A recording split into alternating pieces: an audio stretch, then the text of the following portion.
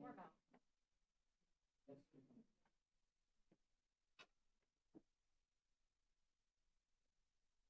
And it's already started. Any questions?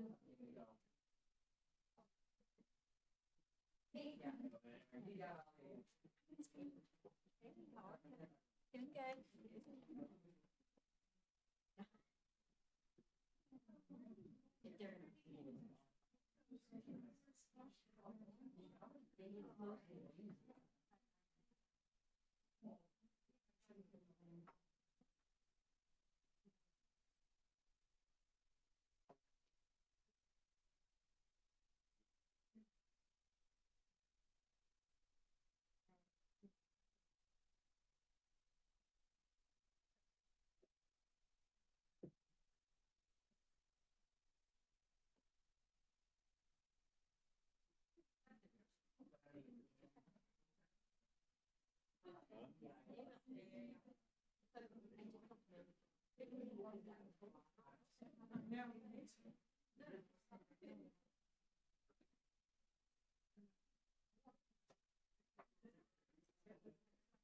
Doing good.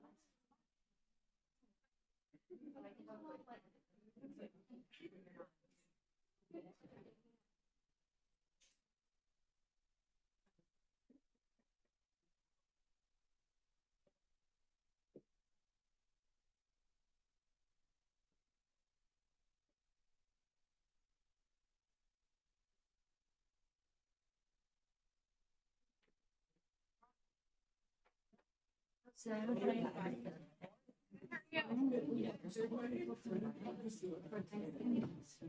count on oh, it'll be fine. Yeah, actually, well, I have you.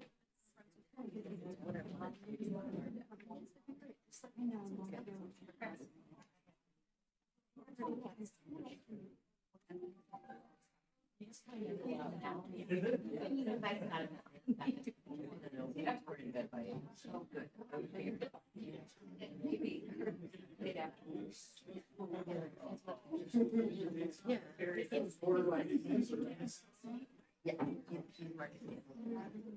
I did, and I wasn't going to, and then I was hesitant. And but they were old enough.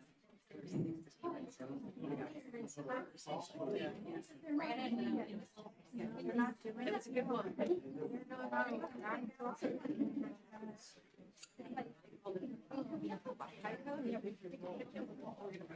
Hi, how are you? Good. How you doing? I've been tired before you. Greatest thing in the whole life. It's kind of fun, right?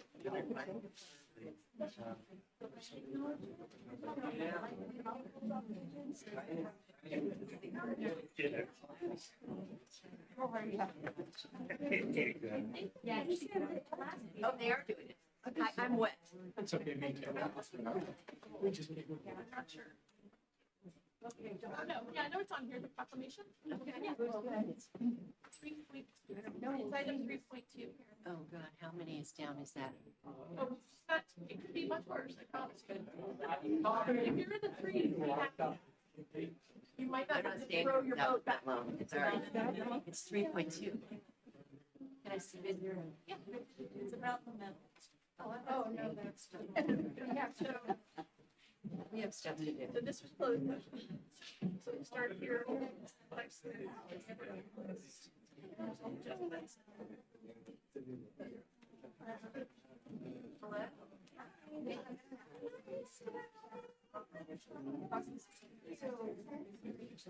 Good. Stay here.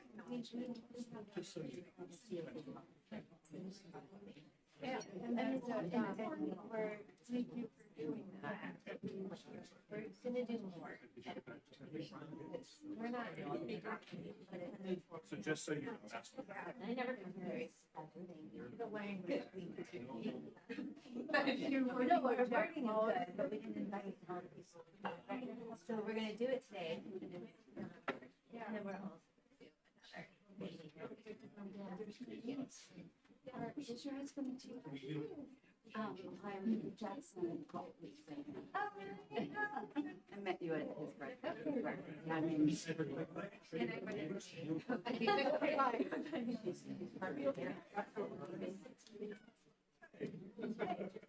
I'm here. I'm here for her. I see. Thank you. Yeah, awesome. Thank you. Okay. And they're going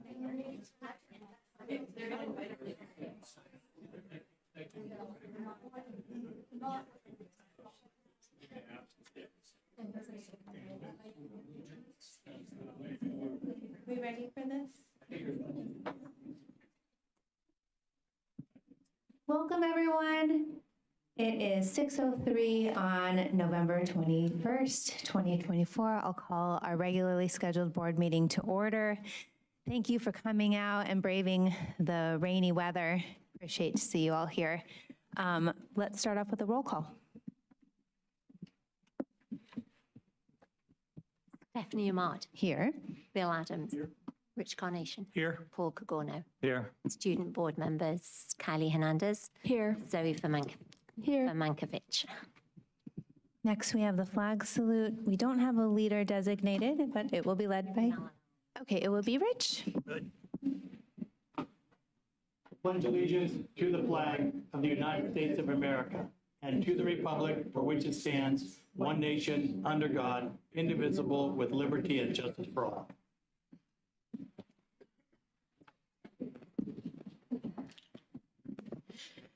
Do we have a report out of closed session? We do not. Okay, great. Then we'll move on to item 3.1. Any adjustments to the agenda? Yes, we do. We're actually going to table 4.3 in consent. Table 4.3. Anything else? No, I believe that's it. Okay. Okay. Then our next item is a proclamation declaring November 2024 as Native American Heritage Month. We are planning to read the proclamation. So I want to give a moment for everyone to pull it up because I think we're going to take turns reading.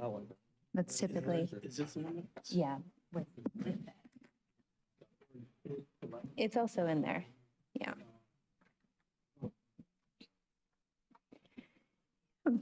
You have it? Okay, so how are we, who all is going to participate and where do we, should I start and then,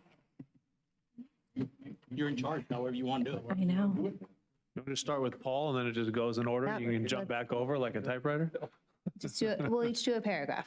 Oh, wait, I got to here. Get the one announced. Whereas Native American Heritage Month is observed each November to honor the rich and diverse culture, histories, and contributions of Native Americans throughout the United States, and Whereas this observance traces its roots to 1916 when the state of New York declared an American Indian Day and has since evolved into a nationwide recognition formally established by Congress in 1990, and I say this wrong, you guys got to help me out.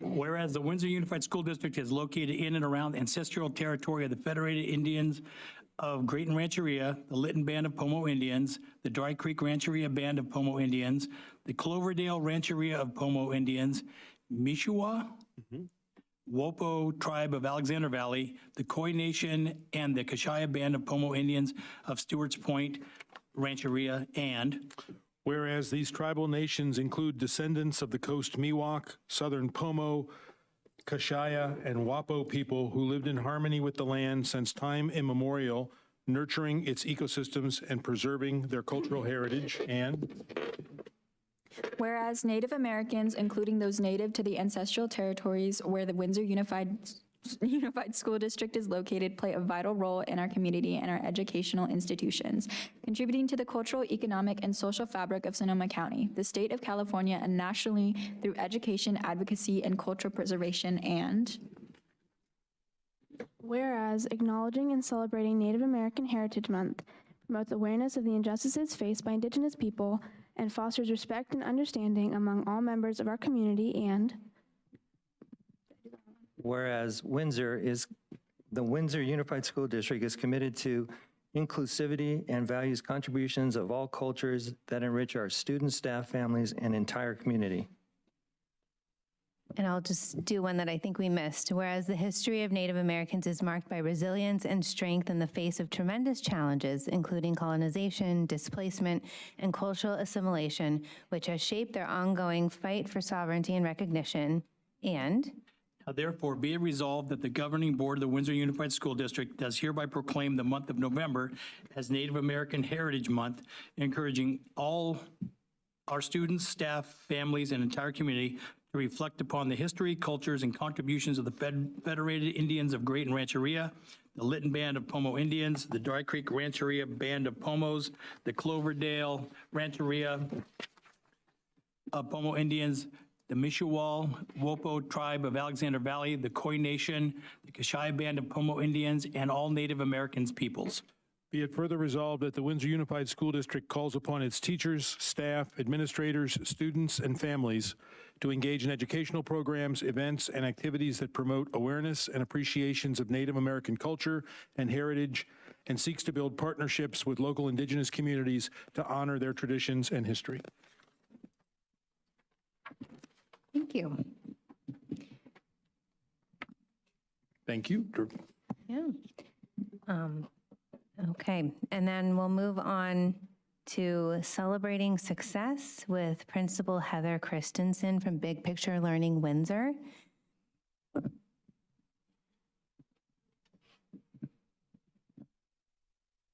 Hello, everyone. It's nice to see everyone here on this rainy night. Thank you for having us here. So we are celebrating success for Big Picture Learning Windsor, and I keep referring to us as small but mighty. As many of you may recall, we did some restructuring and restaffing, well, cut staff, and we lost some students last year. So right now we actually have 4 staff members who are part-time with Big Picture Learning. We have a secretary who oversees Big Picture Sokovia and Home Hospital, and then we have 2 full-time teachers with Big Picture Learning, so small but mighty. We are doing a lot of good work. I'm going to take a little bit of my time because I feel like there's still misunderstanding in the community about who we are and what we do. So I wanted to take a little bit of time to just remind everyone of who we are, what we're doing, and who we are serving at Big Picture Learning Windsor. So this is our mission. We exist to empower students to explore their unique passions and interests, to cultivate an entrepreneurial spirit, to foster independence, and actively participate in real-world learning through the application of the Big Picture Learning model. So what does that look like? There are some main components that we have. So we have an advisory system. So all of our students attend advisory, and they are supported and led by an advisor. We have Shannon Johnson and Tara Falkenberg are our amazing advisors, and they work really closely with the group of students, and they form personal relationships. So if you look at our Youth Truth results, this really reflects our commitment to relationship building. If you look at the relationship summary measure, the USD median, WUSD, I said the wrong word, WUSD median is the 69th percentile, and at BPLW, we are in the 94th percentile. We are the highest of all of the schools in the district. And that relationships helps the teachers and the staff with the interest-based learning of our students. So students' learning is really centered on their interests and their goals, and the students work closely with their advisor to identify their interests and personalize their learning. Our students have LTIs, which stands for Learning Through Internships or Learning Through Interests, and it's an experience where they work closely with a mentor in the community in a real-world setting. We have real-world relevance, so our students' curriculum is really relevant to the real world and their interests, and our assessments are authentic because our students' abilities, oh, I see there's a little overlap there, but they're assessed authentically through the quality and depth of their work and their reflection, and they do that mostly through exhibitions. So there is a misunderstanding that our school is for kids with issues. Fill in the blank of what those issues are. But on the contrary, the main issue that our students have and what they struggle with is to find relevance in their learning in a comprehensive setting. So we foster an independent, student-focused learning environment where the students are not just learners, but where they're active creators of their educational experiences. And our students are tomorrow's entrepreneurs, artists, innovators, and leaders. Our student work is mostly project-based, so students must really be creative and flexible, but they need to be equally focused and driven to complete their work. Here is where we really shine in our LTIs and learning through internships, and this is our fall data. This is a couple weeks out, but we have 21 of our 34 students out on LTIs. They have put in over 2,376 hours in the community, and that adds up to 364 student experience days.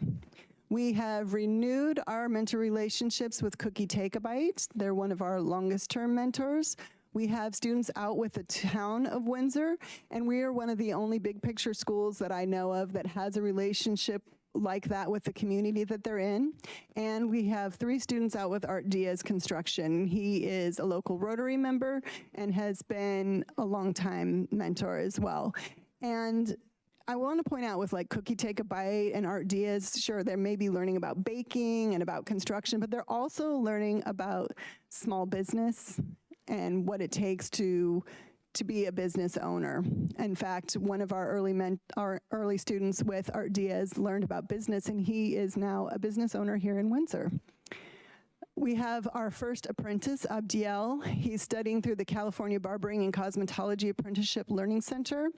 And we have our first long-distance internship, and it's with BM Bar Custom Meats in Maxwell, California, where George is learning all the basics of meat processing, from processing it to packaging it for sale. And Luca Messenger has created his own business called Luca's Removals, and he does junk removal and hauling, and he is very busy. So that was big picture learning. I also wanted to say a little bit about Sakova and our growth there. So we started at the beginning of the year with 40 students. Right now we're sitting at 69 students. We're getting a lot more interest from out of district, and our attendance is currently at 97%, holding solid the last 4 weeks at that. So, yay. I don't remember, do I get to questions or that's it? They can ask questions if they want to ask questions. Any questions? I guess All right, we don't. great. Thank you so much. Thanks, Heather. And she downplayed this, but we're getting significantly more interest in Sakova over the past month, I would say, from out-of-district students. Okay, awesome. Okay, next item is 3.4, public comment on non-agenda items. So I'll read our statement about public comment. Any person may address the board on any non-consent action item, or on any consent action item or item not listed on the agenda pursuant to the Brown Act. During this period, the board is not allowed to consider issues or take action on any item not listed on the agenda. We ask that public comment be spoken into the microphone from the podium, and individual speakers shall be allowed 3 minutes to address the board on each agenda or non-agenda item. The board shall limit the total time for public comment on each item to 20 minutes. And we can be flexible on time. Do we have any public comment? I thought we might.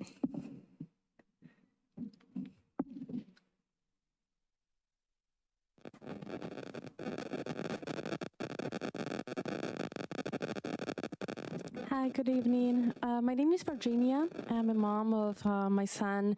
It's in 4th grade at Brooks Elementary. My son John has autism and ADHD. He has an IEP since he's 3. He attended North County Consortium with preschool, a special ed preschool, which basically saved us. We didn't have a diagnosis by then, and it was amazing for us. We have an amazing teacher, bilingual aid, and a lot of the resources we needed. So this year we have been very lucky to have also a great teacher with an aide, and unfortunately my son, because of his condition, he has a lot of behavioral issues. And in one of these situations, it was very hard. They have to clear the classroom, became a safety concern. It comes with the ADHD, unfortunately, and the autism, the combination about impulsivity, lack of self-regulation, and those are things that we're working on in his IEP. And I reached out to a mom who is in the classroom. Her son has the same diagnosis, the same behavioral issues. And I asked her, what is working for your son? What is going on? We share the same aid, which is challenging for a classroom of 27 kids and this poor teacher in general ed. And talking to her, she mentioned that her kid was suspended because of behavioral issues. And I was like, what do you mean by suspension? So for me, that was a little bit of like an alert, because I was like, if my kid gets suspended for behavioral issues, first of all, school is so hard for him. He is at below grade level because everything is really hard, the way he processes information and everything. So social skills is extremely hard. That would be a positive reinforcement for him, not going to school. So I started like opening my eyes, and then unfortunately starting hearing some other situations going on in other schools in our district about suspensions. So I became an advocate for other families, especially monolinguals, a couple of years ago, because I'm a Spanish speaker, I'm bilingual. And some of our families, they don't know how to reach out for help, or they don't know how to read the IP 504. So when I'm here just to bring awareness about our kids with IEPs and special ed, that they are special ed and general ed. So I would appreciate if we can add special education in the agenda for our next meeting.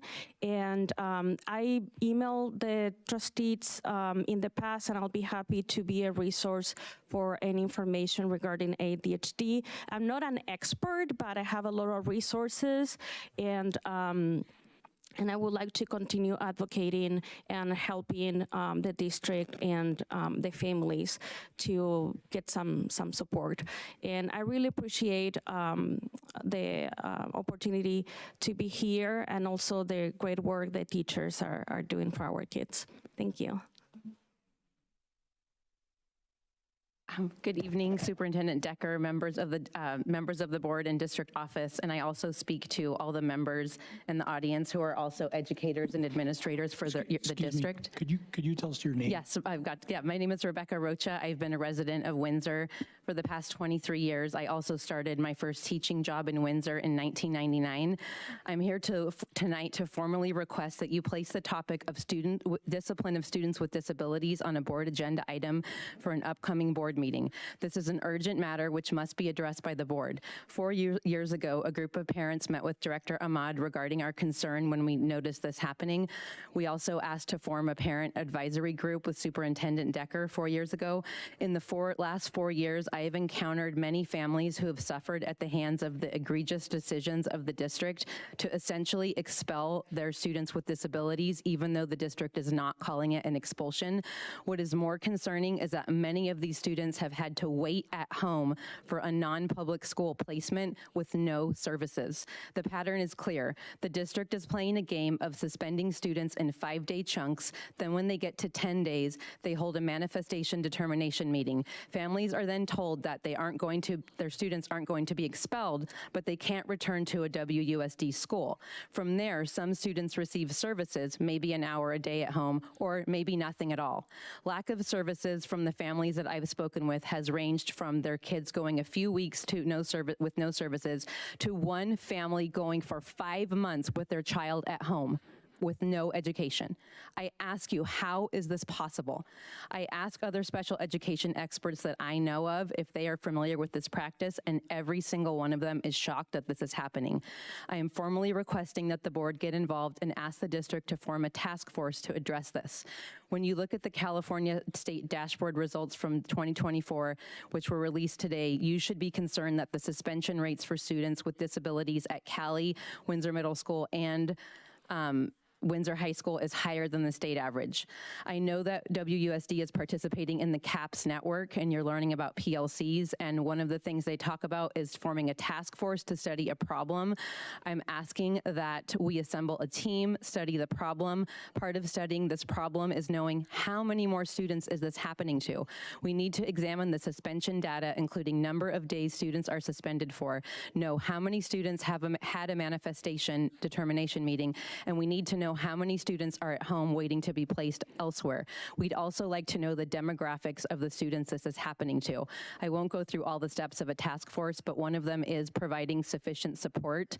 And I would like to add that by the district contracting with an agency who provides paraprofessional support for students with very severe behavioral issues, for a company that does not even have a website and advertises on Facebook and care.com, that no experience is necessary. I'd like to tell you that I had to remove my daughter from the district, and she's thriving in another public school, even though I was told by special education staff that she hadn't learned how to behave properly. She's doing wonderful.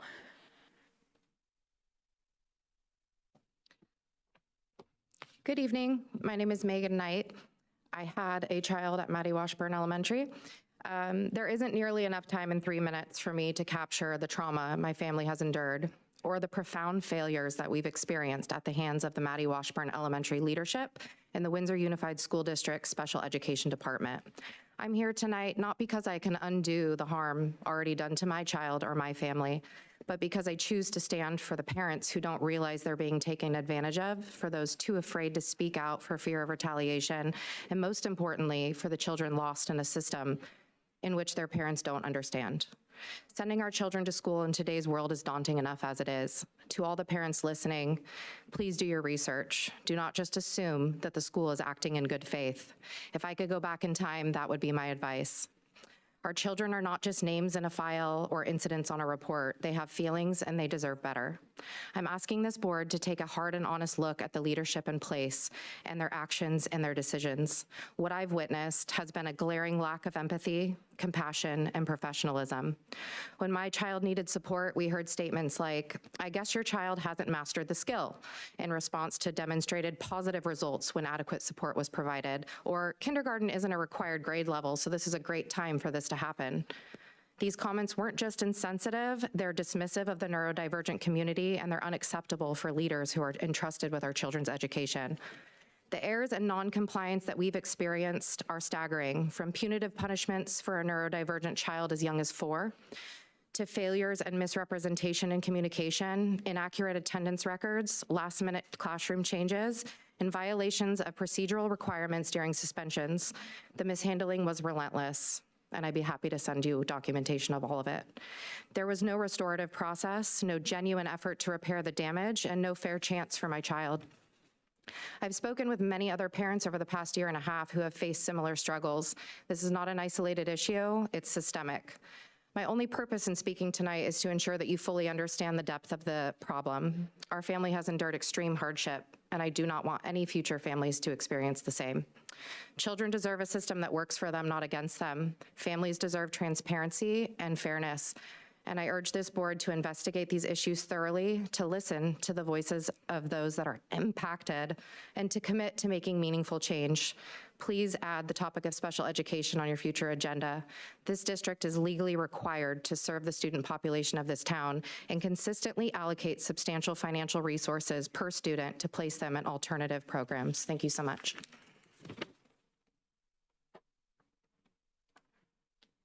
Good morning. Good evening. This is Nuria Selduran. Hi to everybody at the board meeting and everything. I'm not a speech person, but I will tell you what my concerns are. So I have a son, he's in 9th grade. He just moved from Windsor Middle School into high school, and I was my understanding coming into Windsor High School was that he will get a chance to finish his day at 3:35 for IEP meeting, and we will get a lot of electives, and the electives will be very appropriate and valuable for his skill level. And it will be music, cooking, science, everything. So I was very encouraged to move on to Windsor High School. As soon as I got there, things started to close down, and I was told that my son will be leaving, ending his school day at 1:55 p.m., which is like, what? So yeah, there's no electives for a 9th grader. The only one that I have is art. They wanted to put him into leadership, which is like, this is for juniors and seniors, not for 9th graders. They wanted to give him into cooking class. No, because it's for 10th graders. So now we don't get him into there. They wanted to put him into circle keeper. He is not going to be communicating with bullies about this. So there's no options for him to do an elective or to stay until 3:35. So the district, in my opinion, hasn't complied to give my son, a student of high school, access to the minimum number of instructional minutes, 64,800 per year per the Ed Code. Currently, he's only going to get 46,650 minutes this year. When you calculate how many instructional days my son is losing in Windsor versus attending a school adhering to the Ed Code, it is shocking. For me, I just don't have words. Why don't we have more electives available for students at special day class? Why are we just excluding these kids and eliminating opportunities for them to succeed? Let's brainstorm and try to be better. Agreeing to what is not there is not acceptable. Let's make a difference. Maybe, we need NCC back to make this a little bit better. But this is making me want to move my son to Santa Rosa School District. I have the opportunity because my son has his dad here and I live in Santa Rosa. This is making me really move out of here. So thank you. Thank you to those who spoke. As I said before, we can't address any of the comments made in public comment. So fortunately, we can't respond to anything that was said, but thank you for being here and thank you for speaking. So I will move on to our next item. Oh, are there any more public comments before we move on to the next item? Oh, we do have one. Okay.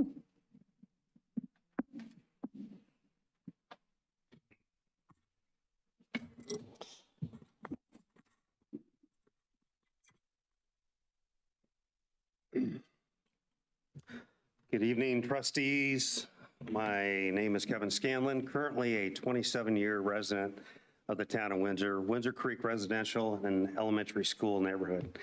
I've been in the government realm for over 40 years and an educator for 26 years.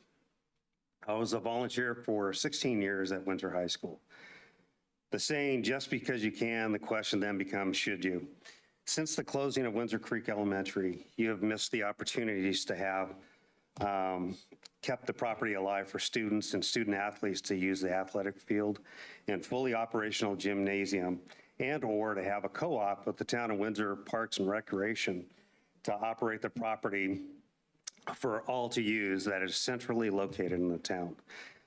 WUSD and the town need Windsor Creek Elementary School property now and into the future. Since 2020, studies have indicated that students need more outside and organized group activities, i.e. organized lunchtime and afternoon or after school activities with gyms and outdoor fields to increase the social aspect and mental health of being connected with others, etc. Even the California Teachers Association opposes school closures and recommends that districts should partner with cities and towns to make the school property into parks and community centers from unused school campuses. because schools provide a safety net in so many communities and have a whole ecosystem and history that supports the community. Good old Newsom and Thurman have provided you the opportunity to hang out with your buddy Gallagher. These housing development projects are aimed at providing alleged needed housing for teachers and other employees of the district. Of course, all indications throughout the state, this plan doesn't really accommodate its mission. School employees don't want to live in apartments like most of society, so the occupancy is usually between 1% and 3% for school employees, and the rest of the occupants become a drain to existing town or city infrastructure, such as police, fire, roads, and eventually some plight. Superintendent Decker, your employees appreciated your lack of querying them about or even desire for this giveaway of that property. The board, nice job for keeping a lot of this information under the radar, especially with your legal closed-door sessions. Amazingly, all of you hopped into Gallagher's pocket upon entry to his exclusive negotiating agreement, the ENA, with some royalties. To have Gallagher throw another one of his overbuilt buildings set in an absolutely wrong area of the community. Thanks for giving Gallagher and his known criminal behavior CEO their current biggest project in Windsor, with many to follow. Of course, you won't be directly affected because most of you live either on the east side of town or outside of town or out of the district. No doubt this town is about to explode with a population with estimates of 10,000 or 12,000 over the next 6 years, with all of the other ridiculous high density projects that will provide able amounts of new students due to the horrible apartment push in this town. Trustee Carnation, your buddy Bill Gallagher will keep the Windsor Creek Elementary gym operational for you to use. Thank you very much. Thank you. I'll just correct a misinformation, which is that to be eligible to run for the school board, you have to live within district boundaries. So I just want to clarify that that's a prerequisite to serving on the board. All right. Are there any other public comments? Okay, we'll move on to item 3.5, which is our report from our student board members. You have the floor.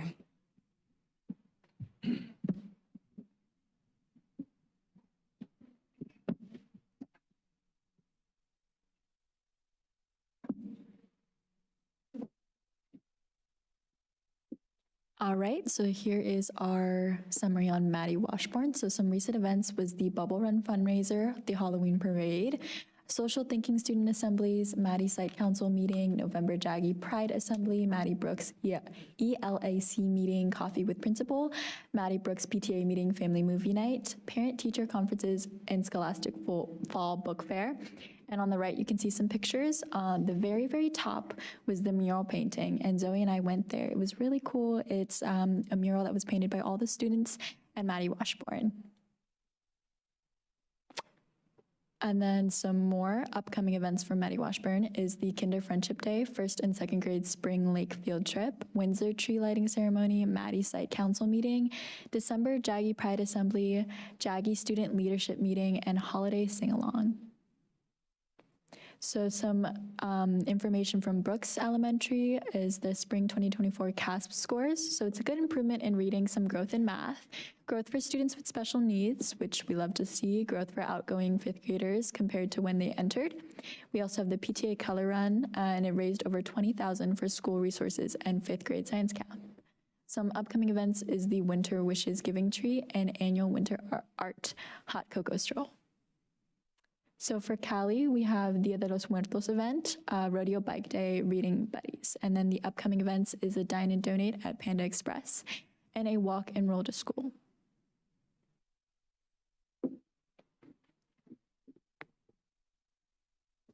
Okay, so for Windsor Middle School, some recent events was the Halloween dance, the ELAC meeting, a staff costume parade, and a Dine and Donate.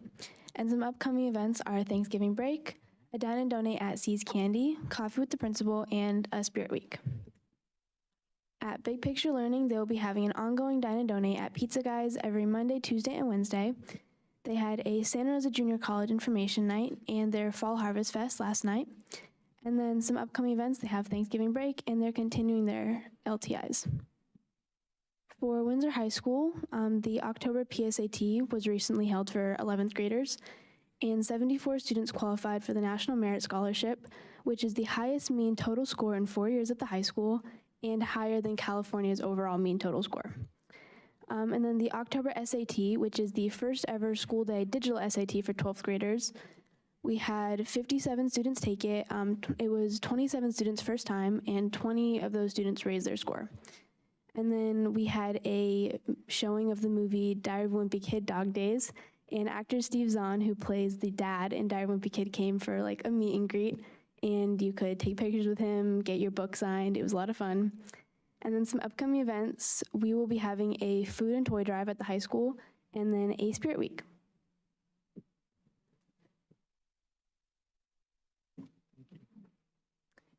Thank you very much. Any questions from the board? No, thanks for all your hard work and for keeping us updated. So now we have our superintendent's report. Oh, actually. I did have a question. I remember during some interviews when you guys were applying to be on the board, I don't know if it was one of you or both of you were extolling the virtues of your baking and this Thanksgiving season and Christmas coming up and all that stuff. I'm just thinking that one might be a good opportunity for you to show the community that it wasn't just I love baking. I love baking, but we are very, very busy. We've learned how to eat those goodies while we are studying our board packet. I'm just saying. Okay, thank you. We'll bring some baked goods sometime soon. Did you just get snacks? Okay. All right, most of my report has to do with Halloween. So here we go. Let's start. We won't talk about the weird person on the left. We celebrate Halloween, obviously, across the district. This is Maddie Washburn. Always fun to be at Maddie Washburn. And I am Ariel's dad. I'm not Aquaman, okay? That's who I am. King Triton. We also went over to Brooks. They had a fun walk over there. Good times. Yes, I'm in the middle. Pretty buff. See that? I've been working out. And actually, we had the classes, the grade levels all kind of had themed outfits. So you can see the bottom left, which is Inside Out, if any of you have seen them. It's all the different emotions. And even the district office got in on it. I was at sites, so I didn't get to be in the picture. And Brian's obviously the worst dressed at the district office. He tries to say he's the adult in the room, but we all know that's untrue. So. Also, the big ups to Heather Bailey. So we participated in the Trick or Treat trail, and Mrs. Bones Haunted Classroom won for Best Decorated. So if you don't know, Heather Bailey is obsessed with Halloween, and she puts up like Halloween decorations probably like August 1st. So she was very excited to do this. And we had a video in here. Hopefully it plays. There it is, going to play. Okay, so Callie, I was unable to attend, unfortunately, but Callie put on an awesome event. Oh, how do I go back? Is there a way to play it? I play it on my computer.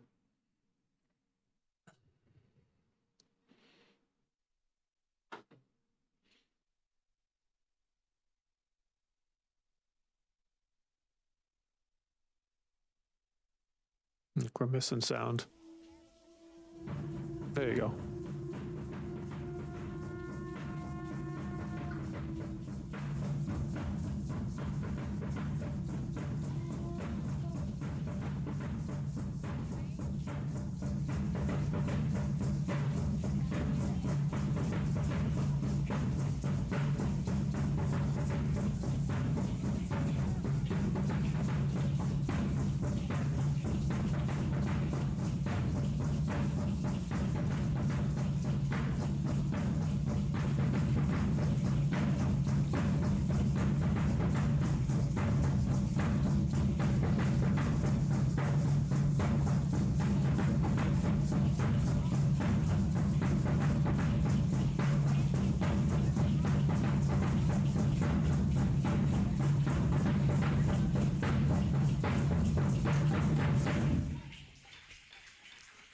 pretty sweet Dia de los Muertos event, from what I understand.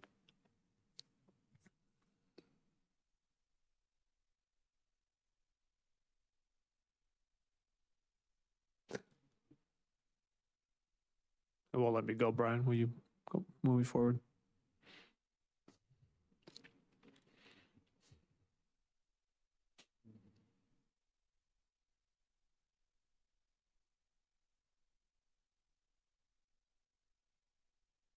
Oh, there, of course, now when I push it, it works that time. So Brooks Elementary, the food service department is doing a pretty cool project using state-of-the-art hydroponic gardens. And these systems allow students to grow fresh, nutrient-dense produce right in the classroom. And it's actually, what makes it pretty special is that the fruits and vegetables harvested will be featured in the daily lunch menu. So they're growing food that they're going to eat. You connect this classroom learning with nutritious meals. Students gain a deeper appreciation for the food they eat and the journey it takes from the garden to the table. And this is an integration of hands-on gardening and culinary education. It not only enhances their understanding of sustainable agriculture, but obviously promotes healthier eating habits. So you can actually, those are real pictures of what we're doing. Pretty sweet. And finally, we have an app for that. It's called Stop It.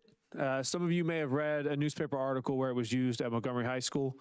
So essentially what this app is, it's an anonymous reporting app, and it's sponsored by Resig, which is our insurance carrier. And so students can, if they see something that's concerning, they can send an anonymous email basically that says, hey, this is happening, I'm worried, please check it out. And a lot of you are probably thinking, oh boy, they're going to get a lot of anonymous crazy things. And you know what the research shows, not research, but just experience of others shows that, yeah, there's some fake reporting in the beginning, but after the first couple months, students start to really use this the proper way. Yes, sir. Does that, when somebody sends a little thing to help us out, does it ping somebody? Or not ping, I don't know what the right word is, but I mean, does it say like, hey, somebody says, hey, I need help? Does it give their location to or whatever? No, not location like that. It's not like that. But Pete's our expert. He's the one that actually implemented this. So I'll let you answer the detailed questions. So when somebody is in need of immediate help, the operators at Stop It immediately forward the information to our police department. If it's a different type of need, if it's somebody who's cutting themselves or has anxiety in the moment, the operators then dispatch the information to the various sites. The students, when they logged in, they selected a site where they're going, so all of their information is automatically funneled to that site. And then we have teams at that site, so it's divided between the admin group, the counseling group, you have the student advisor team, and depending on what level of service that student needs, it could be elevated immediately to a 911 call, or it could be something that goes to student advisors or counseling. Thanks. And that's my report. So stay dry. Thanks, Jeremy. Next we have, anyone have any questions about that or comments? No, doesn't seem like it. Next we have staff association reports.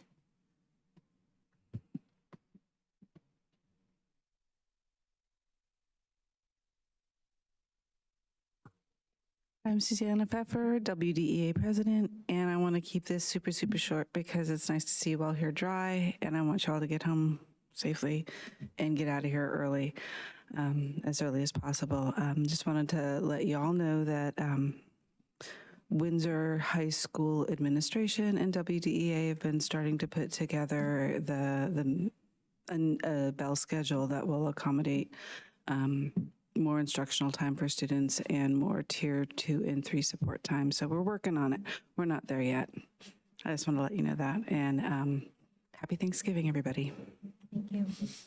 And if I could publicly thank Susanna and Diane, I've been checking in with Danielle, and I'd like to publicly state I appreciate how you guys are working together. I think it's a testament to what we do here, but thank you. Okay. And I don't think we have a report from CSEA today. I could say a few words. If you'd like, yeah, come on up. Hi there, I'm Sheila Womack, your friendly neighborhood secretary and CSEA union steward. I can say this about CSEA as we're getting ready for kind of a big shakeup. We've got some turnover getting ready to happen with our e-board. I've actually been nominated for 3 positions, which I'm considering all 3, but we've got some new faces that are coming in, which I'm excited about because, as you know, sometimes it can get a little stale. So having some new faces, new ideas, I'm really excited. I'm excited to actually dive into just even our contract, which sometimes feels like an ancient old scroll, you know, and hard to read and hard to understand, but to help clean that up. That will be my goal, and should I be elected as president, I'm hoping so, that we will be working on that so that our language is clear. But we are also right now, we just had our meeting last night, and we've been discussing ways to raise money for scholarships for kids in high school who are exiting high school, but scholarships for them, and trying to beef up our meetings to make them a little more enjoyable. And so, yeah, so that's basically what we're doing with CSEA. So you'll see some new faces, I'm sure, here soon. Thank you. Thank you. Okay, Board of Trustees report. Does anyone have a report? I do. Oh, we've been going that long. We're doing it by age. By height. Well, I guess I better Well, start. Age, I definitely have to go first. So I have a few things on here. October 21st, I attended a curriculum mapping session with Annette Ciccone. She was working with the 7th grade science and language arts teachers. And I think they're doing really, really good work in trying to figure out, taking the standards and distilling them down and working with them. And I was really impressed with the work that they put in. It is a lot of work. It's work for the teachers, and I appreciate the fact that they're doing it. So that was pretty awesome. The second thing I wanted to bring up was, I know we had talked about getting regular updates on where our PLCs are and our PLTs are, and also the number of adults per teachers in the room. And I still don't see that that's happening. I appeal to the district to keep us updated on that. I want to know where we are. I want to know where we are with number of aides in the classrooms all the way up through 5th grade. I think it's critical. And I'll go back to my subbing experience, because that's where I get a lot of my information.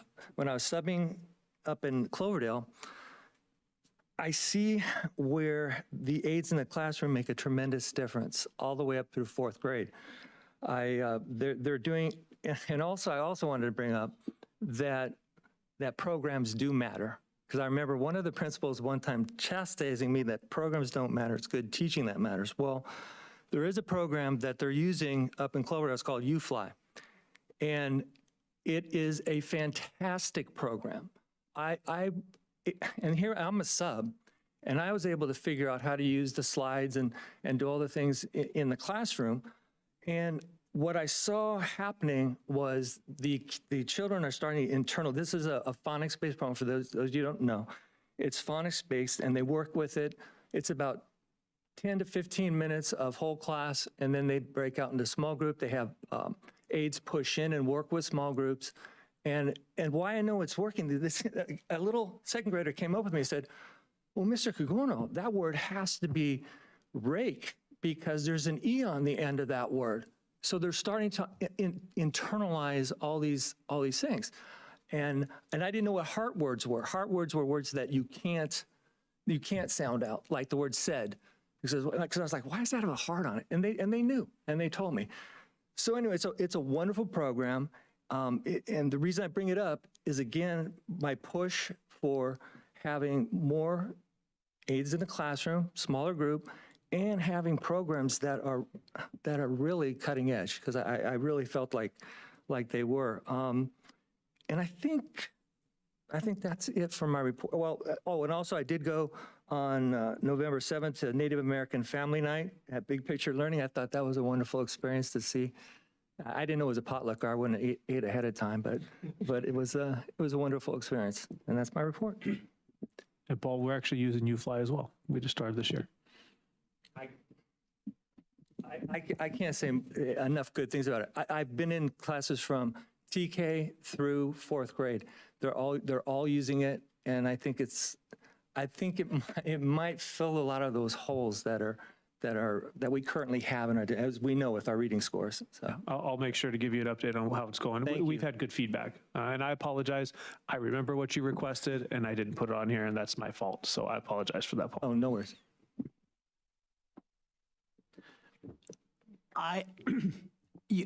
This world is kind of interesting, and very once in a while, there's some negativity that will fly out here and there. But I just wanted to take an opportunity to acknowledge our district's personnel.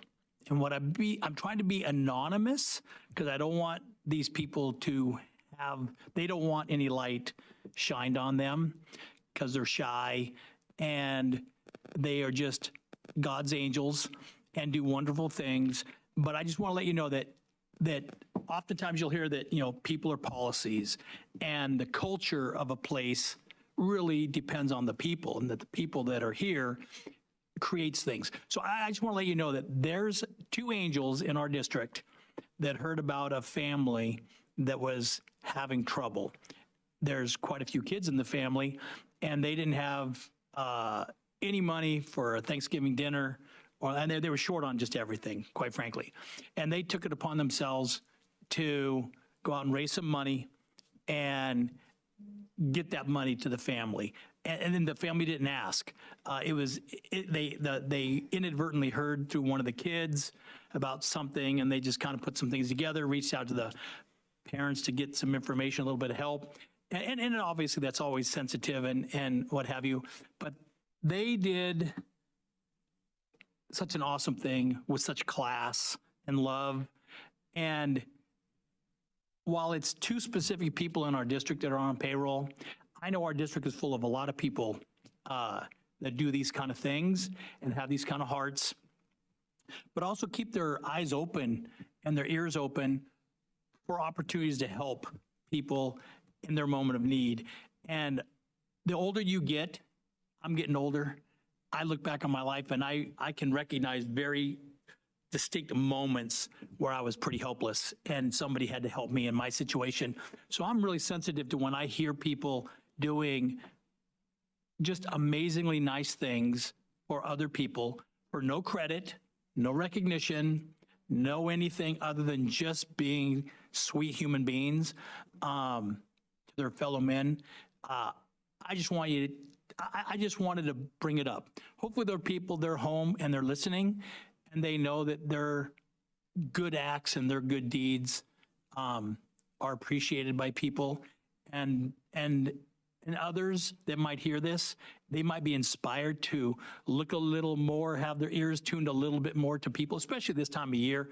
We're having this wonderful rain that we need, just maybe not all in one day, and what have you. But nonetheless, just that spirit of gratitude, and it's just nice to be in a community like the one that we're in, that predominantly has sweet, wonderful people in it that do wonderful things for their neighbors. And I'm thankful and glad to be part of this district, part of this town, and associated with people that do wonderful things for other folks.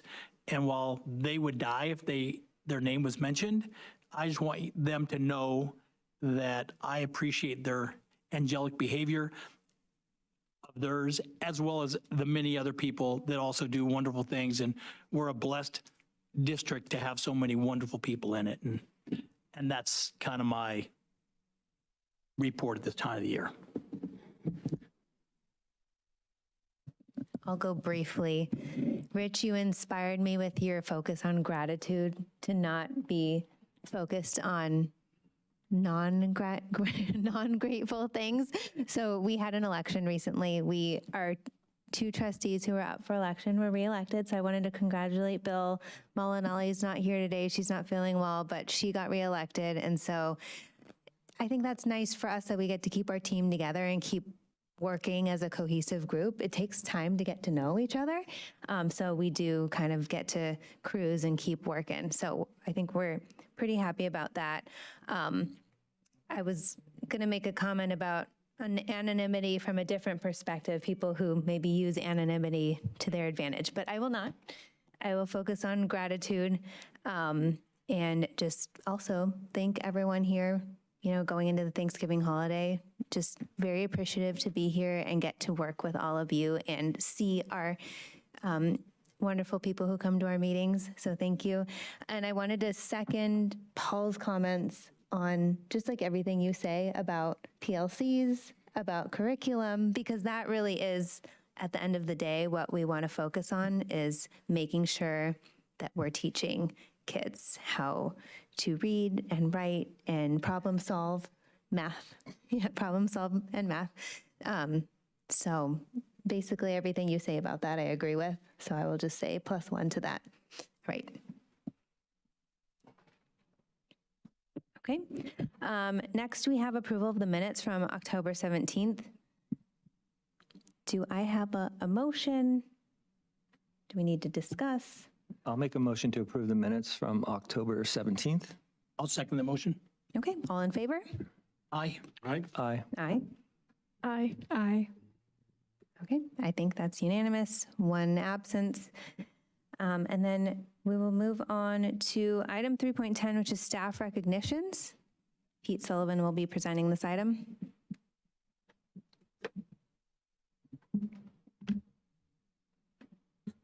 Good evening, trustees. Thanks for letting me come up and channel some more of that recognition and thankfulness. Again, you all know that this is one of my favorite things to do, is to recognize the excellence that exists in our district.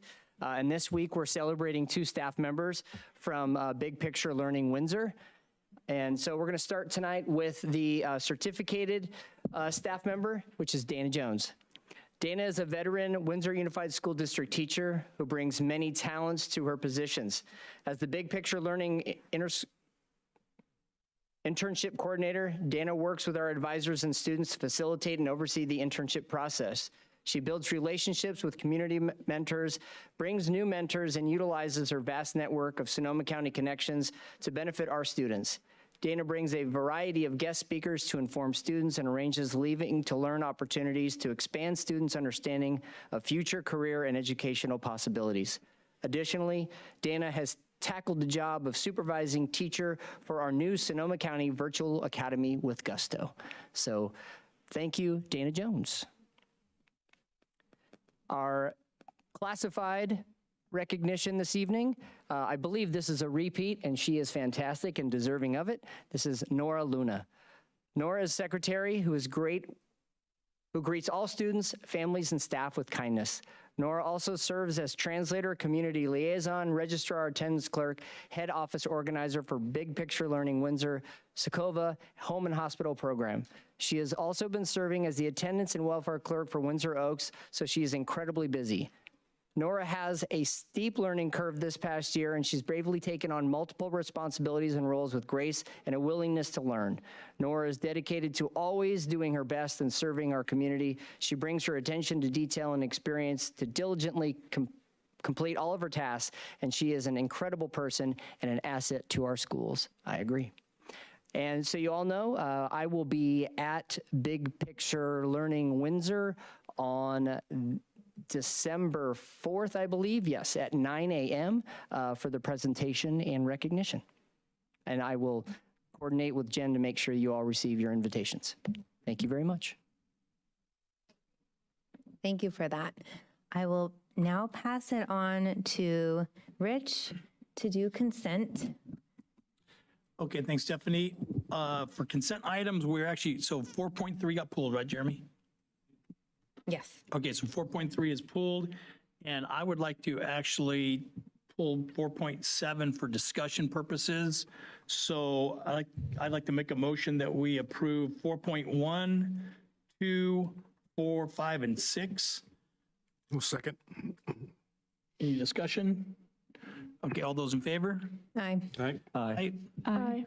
Okay, and then discuss 4.7 now, right? Yep. Yes, sir. Okay, so 4.7, it's consideration of approval of adoption of addendums for, to Administrative Regulation 6163.2, Animals at School. Pete Sullivan You're on the hot. No, I'm just kidding. So I actually kind of wanted to pull this. When I first read it, my initial thought was that for under the certificates of insurance, that's one aspect of it. But I wanted to add in there that they also have listed the district, the normal folks that get added as a certificate. It's an additional insured is what it is. So certificate of insurance insures the person who has the certificate. So let's say Rich Carnation brings a dog to school.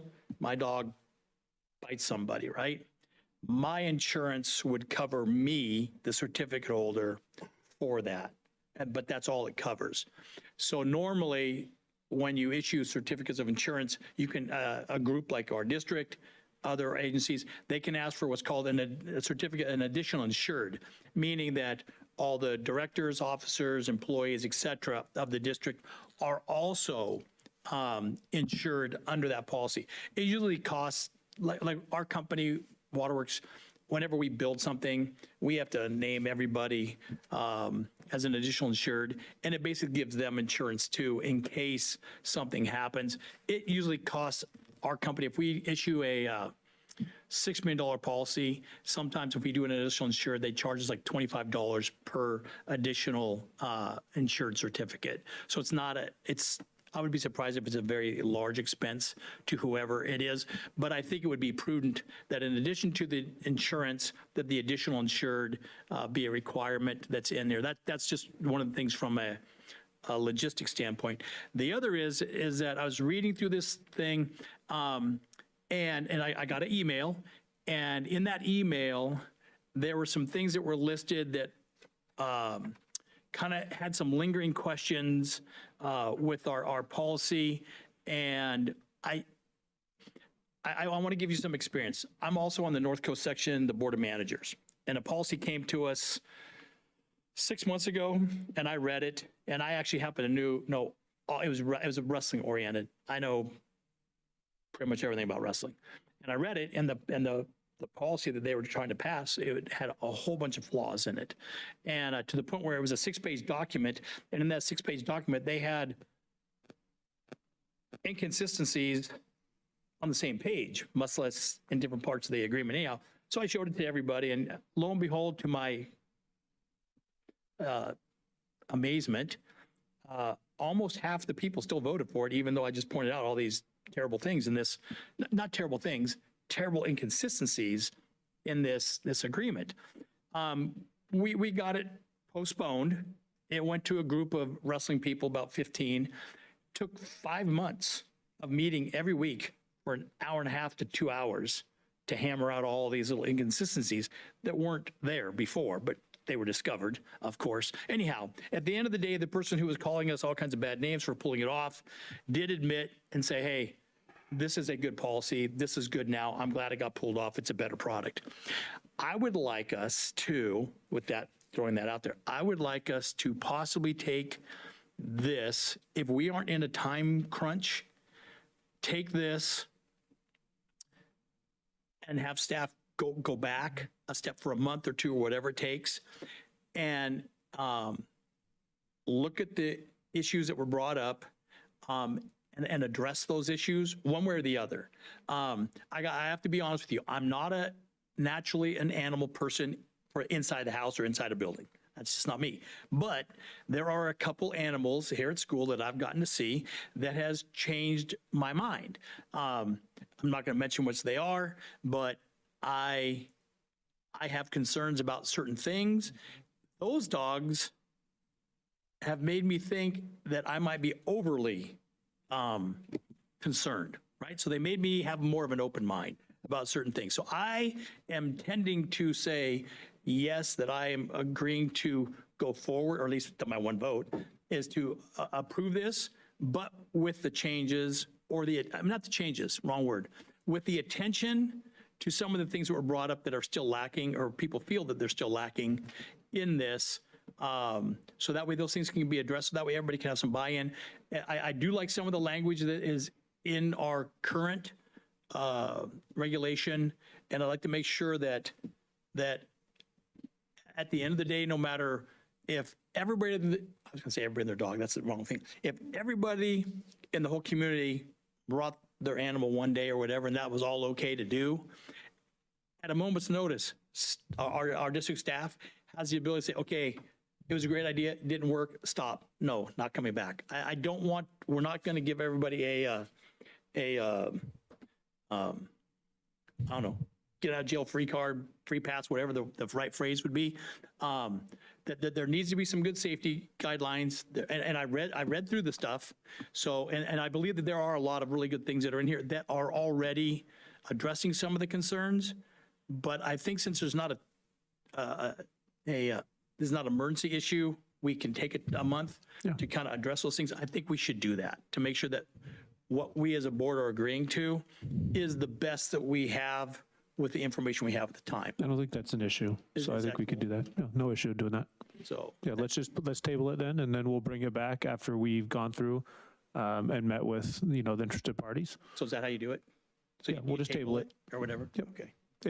I mean, you guys have to take action to table it. This is not me. You have to do it. But I had a question because I know CSEA Representative Womack is the one back when we had our Williamson Act hearing, which we almost never hear issues about materials or facilities. And as I recall, that's where this issue, which is a vehicle to talk about our facilities.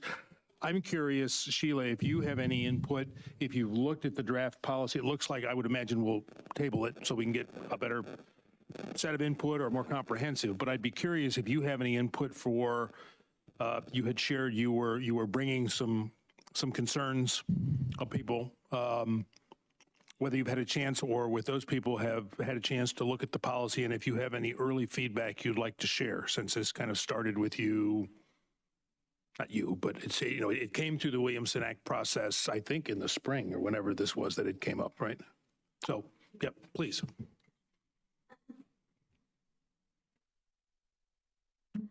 Yeah, so I'd say there's been 7 people who've reached out to me. That's not very many, but the voices of CSEA are sometimes, there's a lot of fear sometimes about speaking up. They don't want repercussions. In fact, one of the, you'll see this crunched up, this was in a garbage can at the district office, actually, by someone I don't know, but it was concerning. And I think the hardest part about reading this was probably the last sentence, because they talked about just worrying about the health of their workplace, basically. But at the very end of this, they basically say, I am not signing my name due to possible repercussion. And I mean, over this, right? So, and there are others that are just more worried about what's going to land on the backs of CSEA members, so cleanup, custodians, correct? Tracking liability, insurances, tracking vaccinations, where could that land? Secretaries. Am I going to be sitting next to someone's cubicle who's bringing their hairless cat to work with a litter box? Do I want to smell that all day? No, I mean, there's just what's landing on the backs of the CSEA folks, which we do a lot of the grunt work, around. So there's just a bigger fear about this being broad and more than just a couple people bringing dogs, because if you open this up, this now becomes, everybody's bringing their animal, their pet. We kind of joked last night at CSEA, one of the guys said, I'm going to bring my ferret, So it's just, there's a concern, of that cleanliness. And also some argument on, not argument, but just where's all the money going to come from for the stained carpets that have to get replaced more often than not? Maintenance, are they going to be having to come out more to do more of the elbow grease cleaning, to get the urine out, the smell? We've already had this going on. So it's just more about, there's just a lot of concern around opening the gate for this. Because I know right now there's a couple dogs, there's no harm, but you create a policy that's allowing everyone to bring an animal.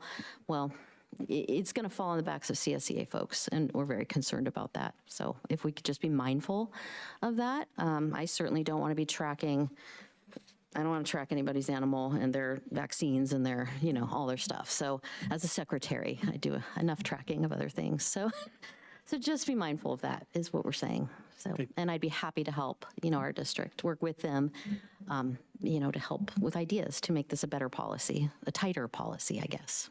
Okay. Thank you for your candor. Thank you. Appreciate it. Yeah, I mean, so one of the ideas, if you rent an apartment and they want to have pets, people pay a pet deposit.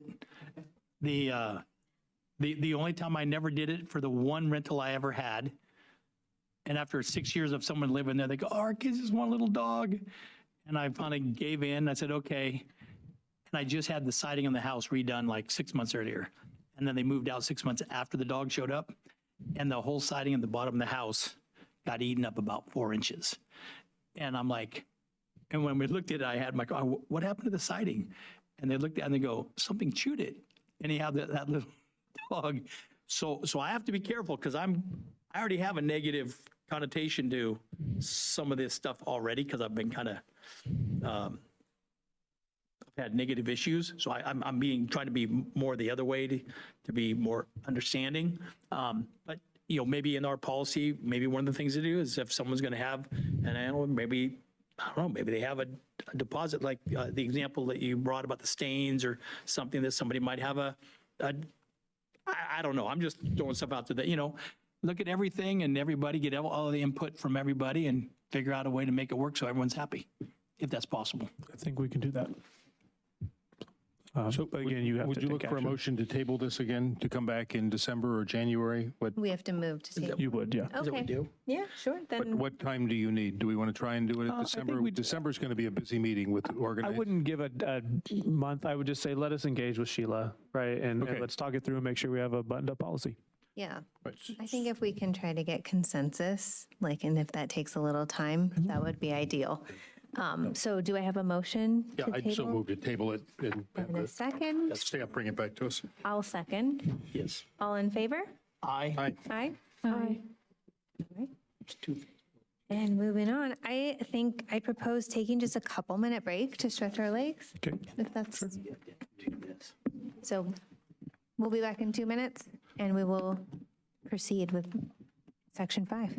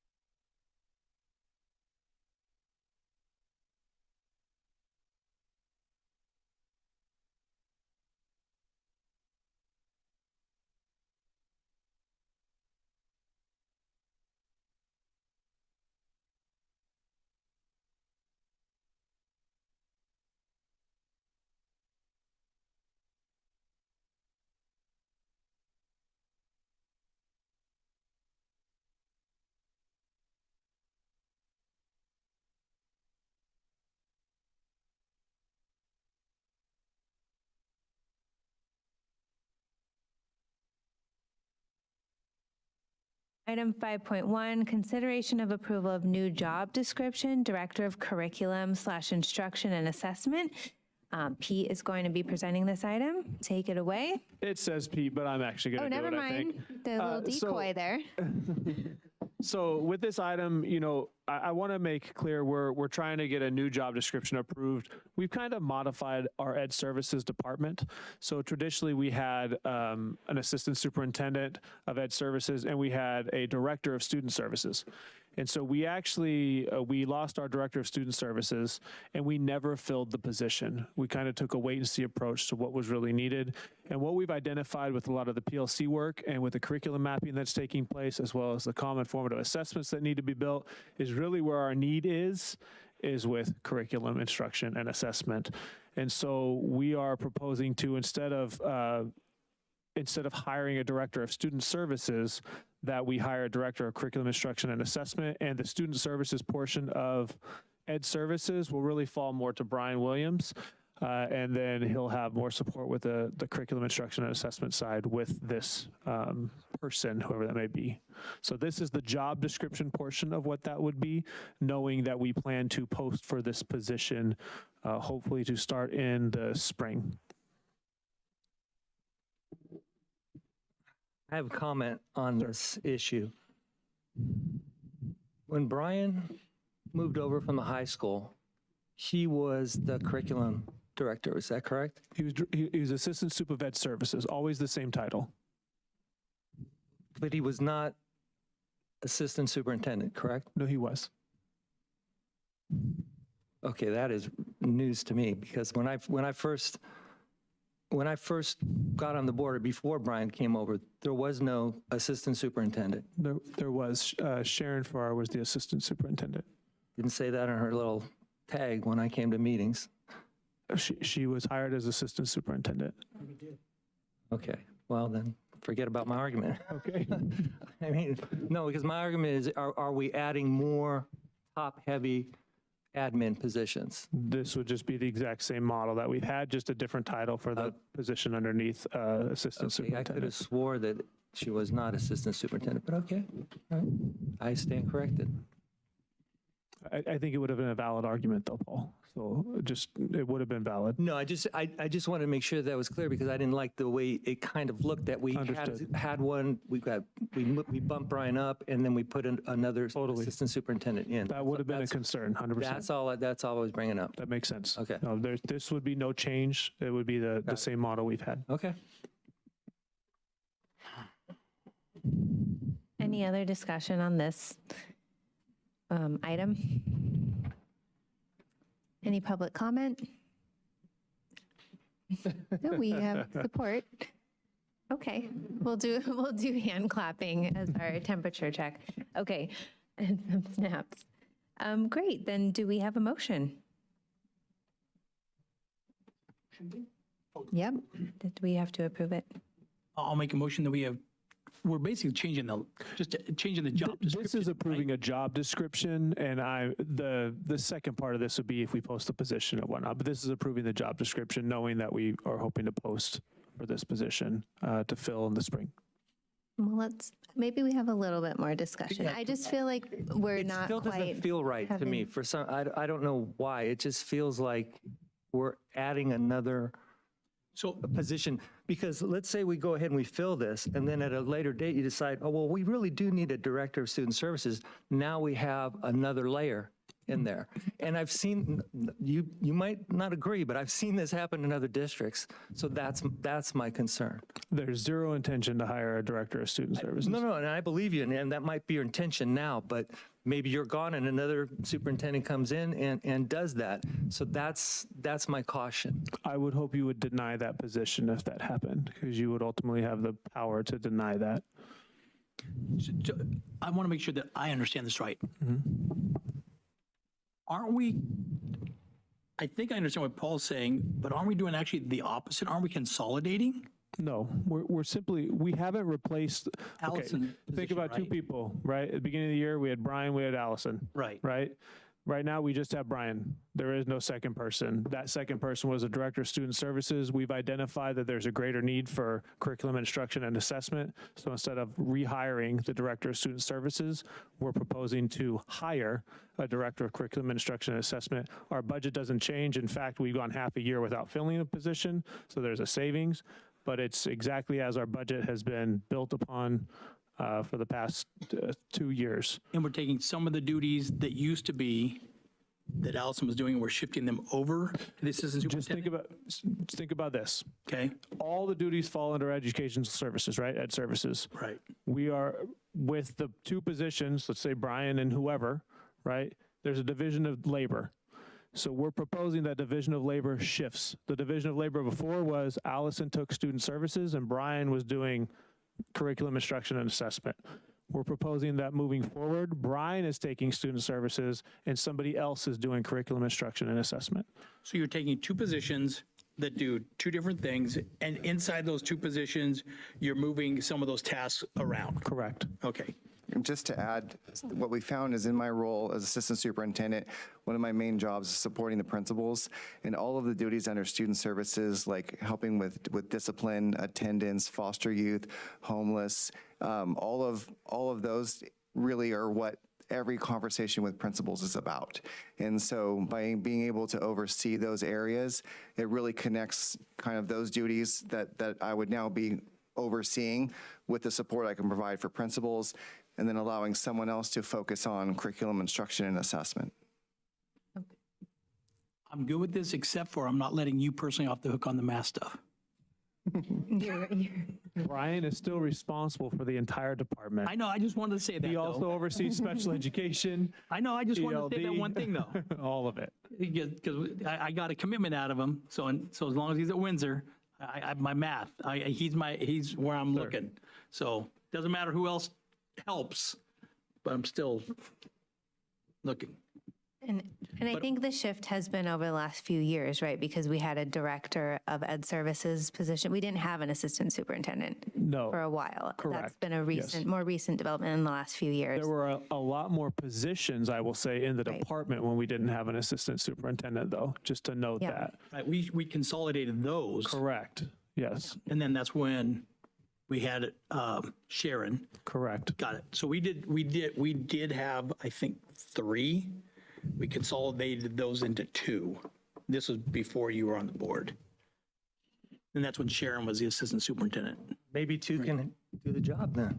And we're, I still am I'm uncomfortable with this. I just am. Okay. I mean, you can go up for a vote if you want. But I'm pretty uncomfortable with this. So I think the goal is to have a director who just is doing curriculum, right? And so what is the, is it about finances or roles? Well, no, because now Brian is now the boss of the curriculum director person. And then before, the curriculum director reported to you. No. Yes. Yeah, Sharon. She was ed services, though. She was never, that was never the title. Okay, well, I'm going to need time to think about this, so maybe I'll just abstain, because I don't understand this, and I don't understand the need to do this. Are you getting Sharon and Lisa conflated? Okay. Sharon was here when I was here. And you think it's important that the curriculum director report directly to the superintendent? I just feel like it's another layer, and it looks to me like it's another layer where there used to be 2 people, and then there's going to be 3. And then we can also put back in the director at a later date, and then there's 4. My understanding is that it was 2 people, now it's 1. Am I? No, I'm talking about from the superintendent down. Oh, okay. Oh, go ahead, Bill. well, Paul's done. No, I'm done. Okay. I support the proposal, both of the new job description and advertising and filling it. We had 3.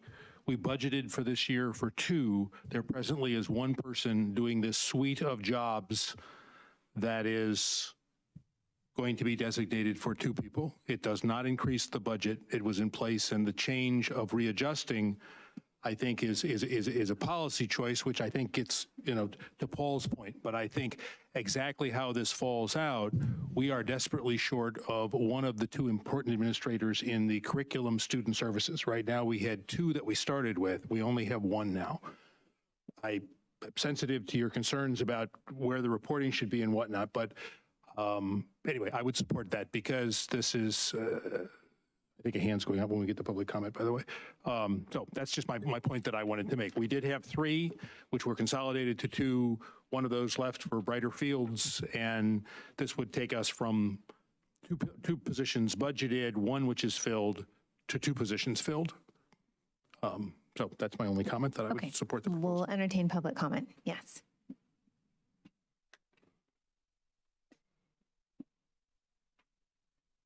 Kelly Lister, and a resident, parent in the district, and I'm on the LCAP, District LCAP Committee, and I'm thinking about the robust goals that we have on the LCAP Committee and how what the life of a principal looks like these days, and how the teachers and the students really deserve some strong leadership coming out of curriculum instruction assessment that's fully focused on curriculum instruction assessment.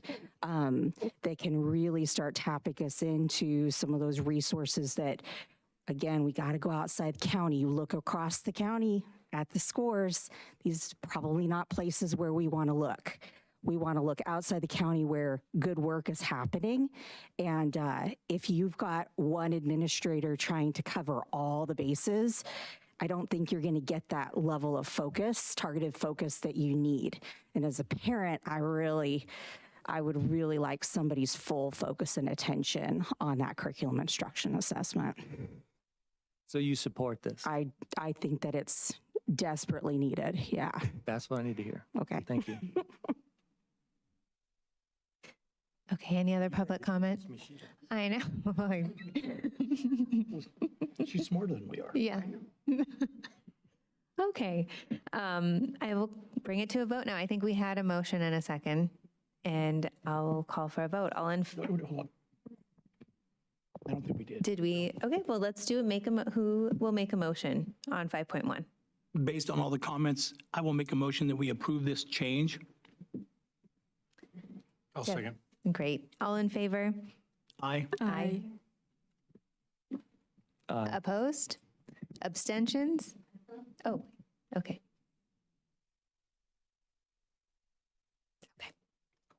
Okay. All right, next item. 5.2, consideration of approval to update board policy around TK and kindergarten school day times and add in potty training policy. This item is presented by Jessica Borland. Welcome. Hello. This is just adding in some language about an early primary program that we didn't have in our board policy. They changed. We used to have an extended day kindergarten, and now that's extended day TK. We used to have to apply for a waiver. They did away with waivers in 2018 and started implementing the early primary programs for your extended day TKs and kinders. And at that time, we just didn't get it in our board policy. So some of it is just adding in the early primary program, what it looks like and stuff, and then also adding in some language around toilet training and what the responsibilities of families and teachers and schools and stuff are. Did you guys get a chance to read it over? Do you have any questions? No. I'm sorry. I'm smiling, kind of laughing a little bit, only because I'm the only person up here who's in the process of potty training a little dude right now. And I'm thinking, what would I not pay? What fortune would I not give away to have that instantly done, or somebody else do that wonderful task? And my heart goes out to all of you. And this potty training policy really is around TK, because we can't exclude children from TK that are not potty trained. And it's been a concern with some of our teachers, and trying to figure out whose responsibility is, what should it look like, what should we expect from parents.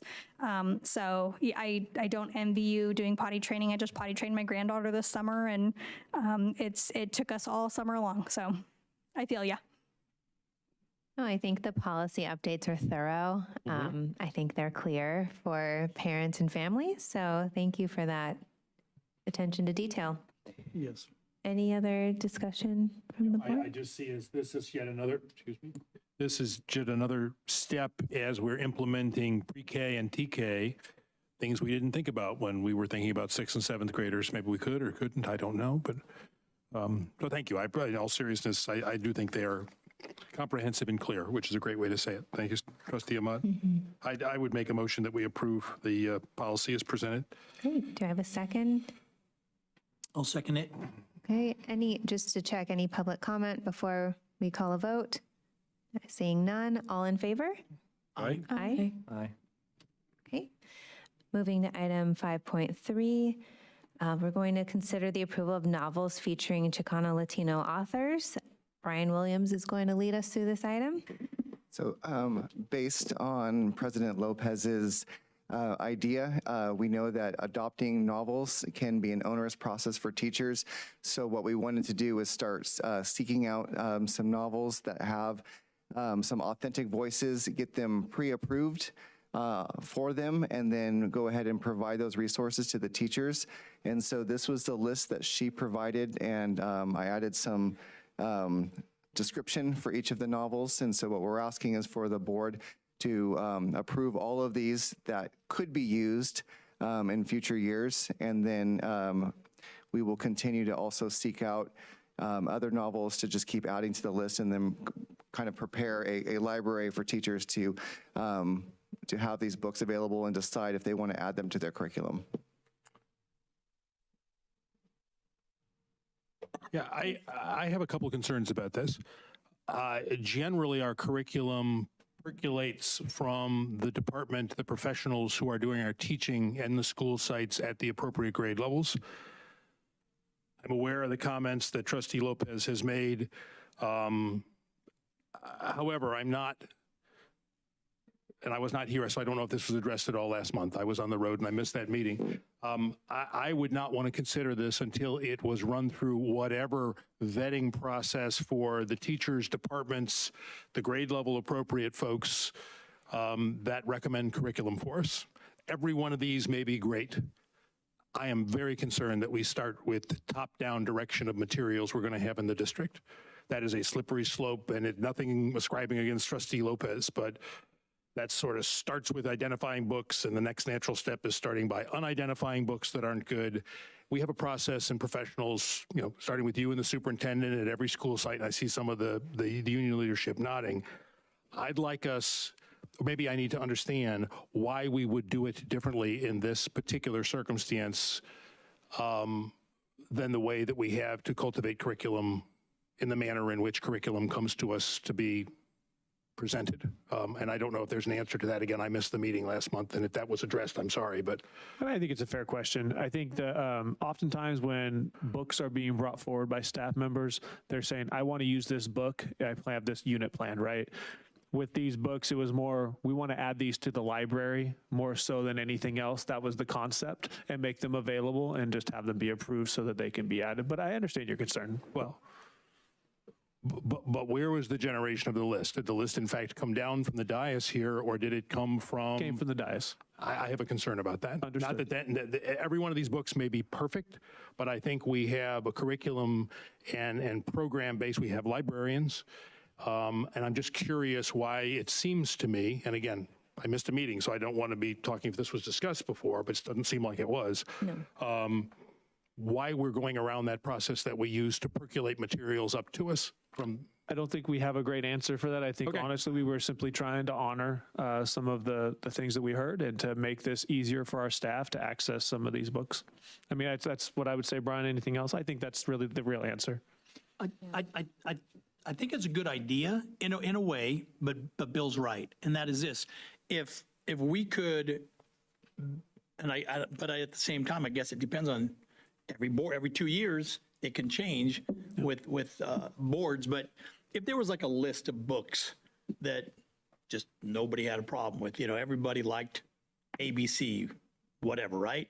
It's a book that the teacher go like, oh, you know what? I'd like to do this. So I don't want to have to go through all the steps. It's already been I don't want to approve the right word or whatever, but the problem is it could be a pre-approved, but it might be good for 4th, 5th graders and up. And somebody might want it for 2nd, 3rd graders, and somebody might not think that's appropriate. I mean, we had a book last year, whenever we looked at it, right? We had a vote on it. It was a 4-to-1 vote. I'm going to wait a year, and I'm going to bring it back and talk about that book again. I'm saying I'd like to have that book be more for this age group. Same book, just a different age group, and get some feedback from the teachers and some of the students who were exposed to it at that younger grade, and see if that was still appropriate or not, or maybe it should go up. Maybe it'll change, maybe it won't change. So I think that the materials that we're teaching, I think it's going to be kind of dynamic a little bit.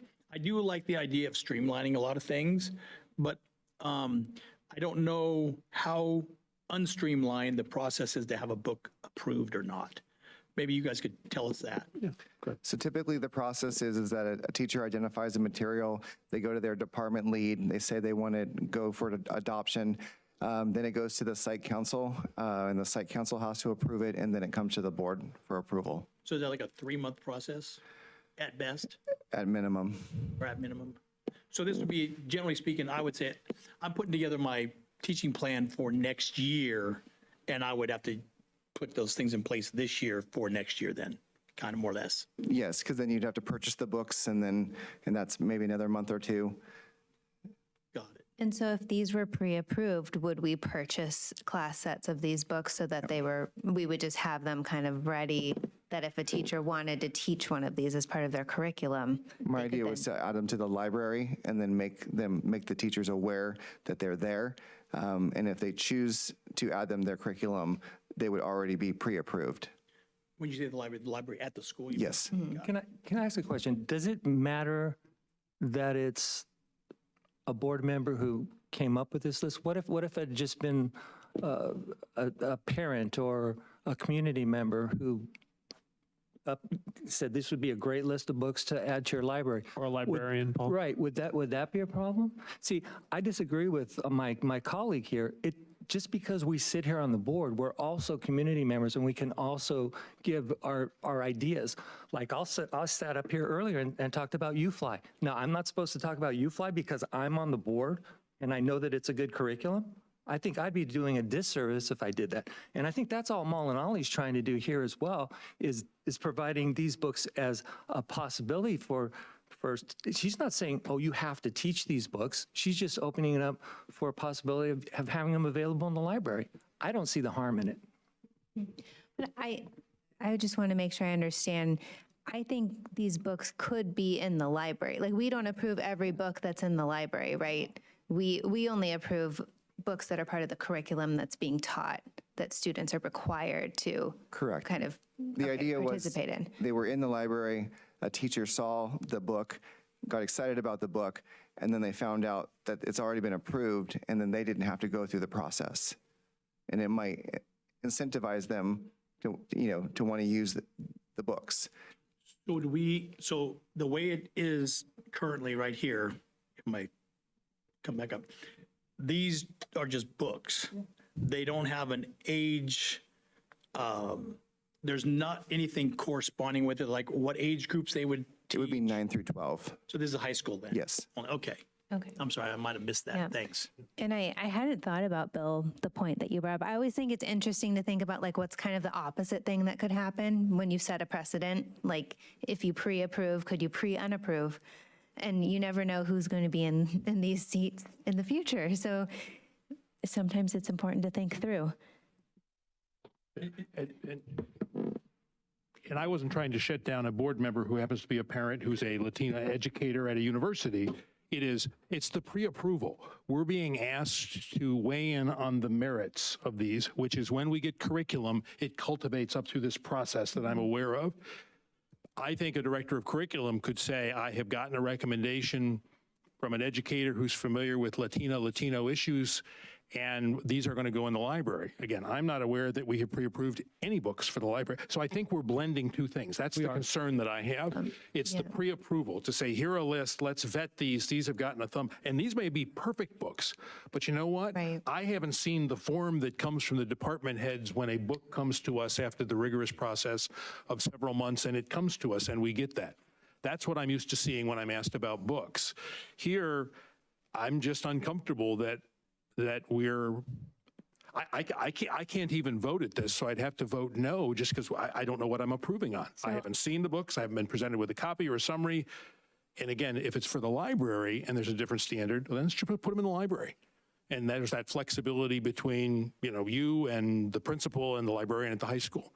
And there's that option, and we would be okay. Suggestion though, of like maybe that we build in a process. So obviously they can go in the library, like these can be ordered and go in the library. We don't have to approve that.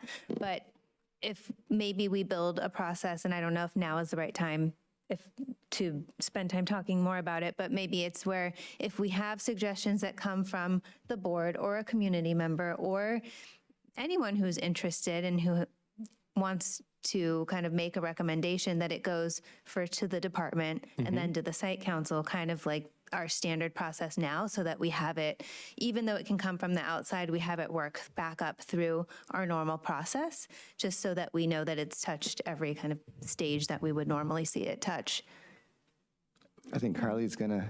I just want to say, before I begin or make a statement, I just wanted to confirm this would be extending the accessibility to books like in the library. So for example, if like for Latino authors, it's just extending that accessibility for students. We have a lack of authentic voices in our curriculum. And so in some way, we're going to have to rectify this. We absolutely can form a committee of English teachers and generate a much broader list, and then have them go through and vet the list and then do our normal process, and then still bring it back in a batch and streamline the process for the board. And thank you, Mr. Adams, because I had not considered that. But I mean, we can still do it the proper way, and while getting a number of books approved and ready to go to make sure that we do have proper representation. Yeah, because I'd like to talk and come from the perspective of a student, and not just a student, but a student of color. I didn't really grow up with a lot of books that represented me, or I had examples to learn from. I had to seek that out in other ways, and it wasn't until my sophomore year where I read a book that was taught in class that I could actually connect with. And I feel like if you're able to connect to a book, especially personally or culturally, you're able to engage easier in that class, and the classwork is just going to be integrated into your life. So for example, there's an author that I fell in love with during middle school. Her name is Isabella Allendez, and she's a Latina author. And being able to have that, especially from 9 to 12 classes, would be extremely, extremely important to these students. So I feel like it would be really important to have a little bit more specifics in this motion, but I overall agree with the general statement. So maybe as a, first off, I generally like, I kind of like our system traditionally, where if a new book's being introduced, it goes through the things, it gets sent to us, we get to do a little research on it, make sure that it's meeting within what we think, is the right, whatever the right thing means, right? I know Melani's not here, but I personally have a pretty high level of confidence that the books that she's recommended here are probably all good books. I would be pretty surprised if I found something in here that I didn't think was appropriate for a 9th through 12th grader. And so that said, I think we still should, maybe, what is there, like 11 books here, I think? Well, whatever the number is, right? Maybe we need to take these 11, send them to our folks, say, hey, these are books the board's going to consider adding to the library at a minimum, and stuff that you guys may want to incorporate in your curriculum over the next 1, 2, or 3 years or whatever like that. Because look, we're all busy, and if somebody adds value to me and says, hey, have you I have a friend, she sends me songs. I'm so busy, I don't get to listen to radio very much. She goes, hey, here's a song you probably like. I never would have found it on my own. I hear it, hey, this is great. I play it 10 times, and then I have to move on. I'm busy, right? But, so I look at these books as kind of the same thing, is that somebody who has a good vision is bringing them forward. And that's all that's going on. I don't want us to approve these in the format this is right now. I'd like it to take all these things, send them through the channel. They can all come back in bulk.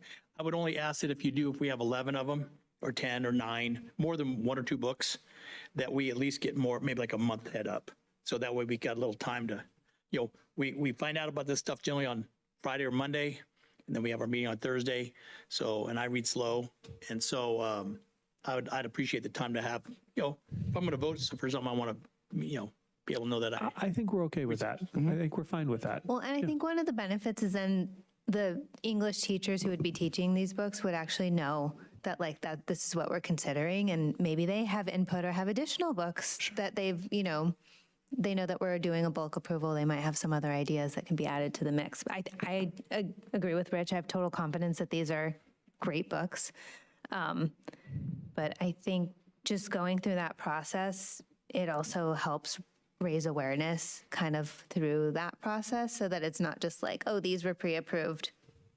And that's like all that people have seen. Even to the point where, let's say I'm teaching a class and I come across 2 or 3 or 4 books that I think are pretty good.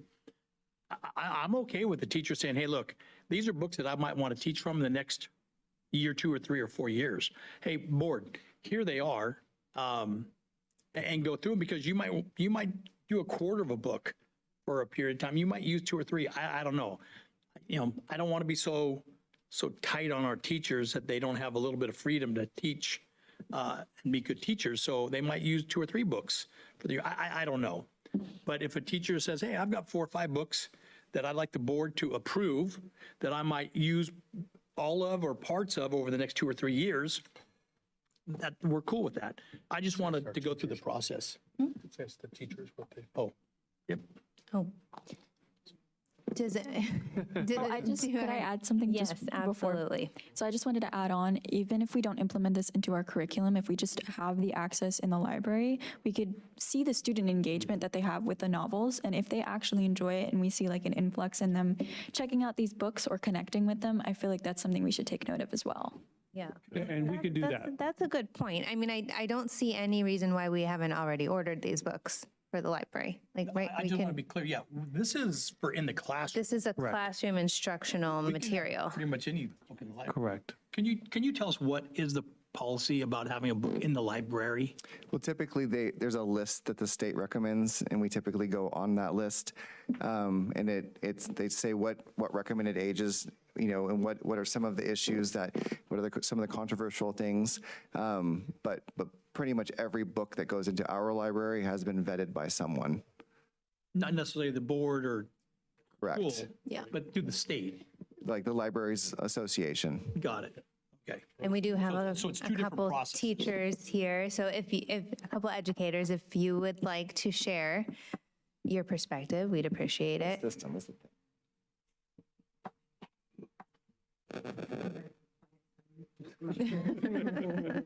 So I'm not prepared. I think the first issue is that it's too difficult to approve a book. So that should be fixed. It's been that way for a long time where teachers sit here till 9:30 at night waiting to be heard. We just saw Josh Allard here the other day, and it's kind of ridiculous. The second piece is if there's books that you want high school students to read and study, then you should trust the professionals to use their professional opinion. And any of you have taught high school. Molinolly, I don't think it's taught high school. So I would ask that you take this to the English or the history department. And then if you don't do that, then I would ask that you personally read the book yourself, because when you give a book to teachers and say it's okay to teach this to a class and a parent complains, then I'm the one on the line that has to answer to the parent for something you've told me is okay to teach. That's all I have. Okay, thank you. Yeah. Yeah. It's a yeah, I mean, I understand the goal, and the goal is to increase representation of underrepresented authors, especially since we have a large Latino demographic. And I really appreciated the comment about the process being so difficult, because it is interesting that we ask individual teachers to be here, to wait around for a few hours, and I don't know that we have a great process. Maybe we can make it better. Maybe we can make it that when we do book approvals, it's the first thing on the agenda.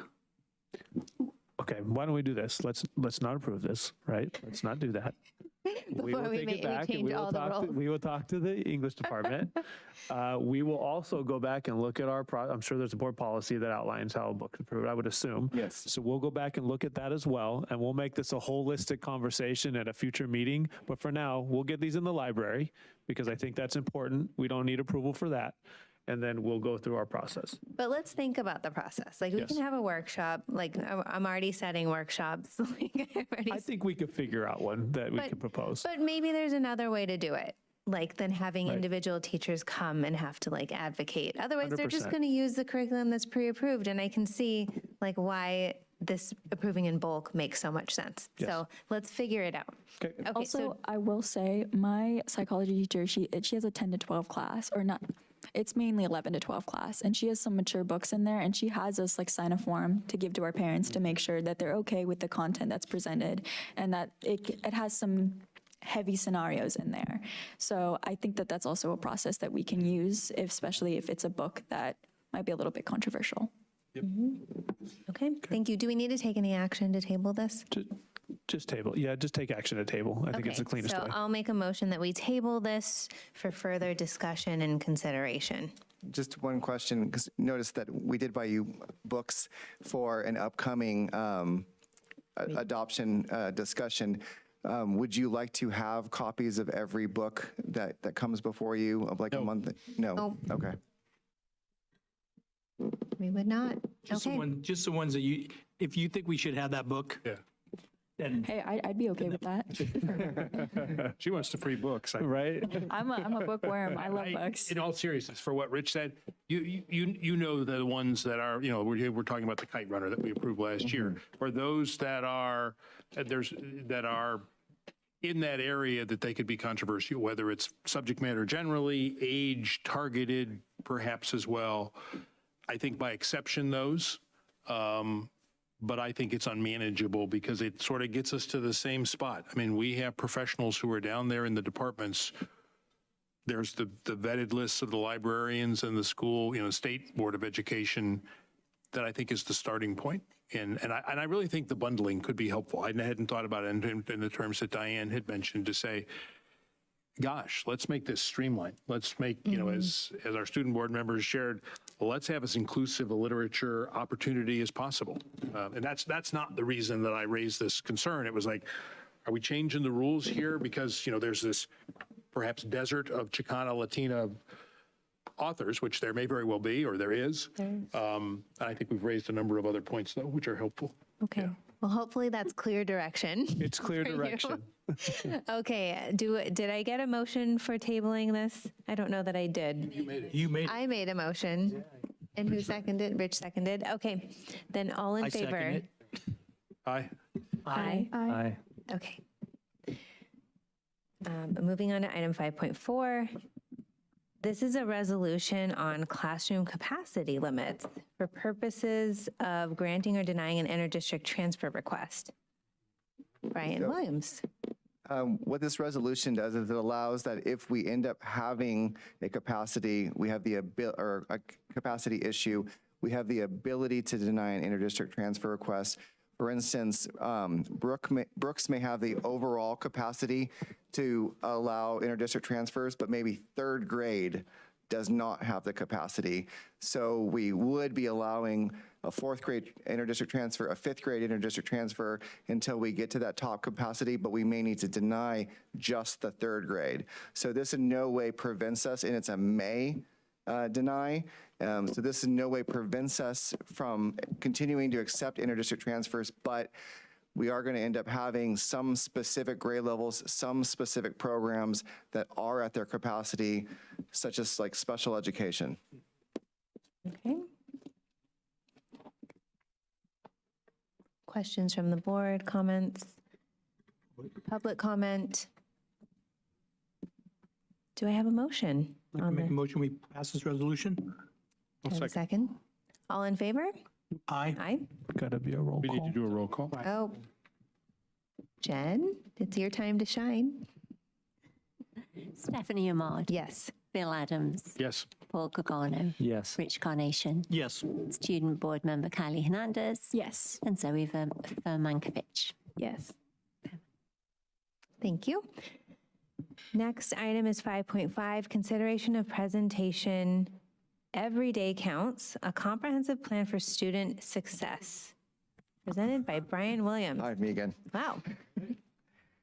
All right, so we have scores from last year. We have some embargo scores that will be coming in the next presentation, but this is what we have so far.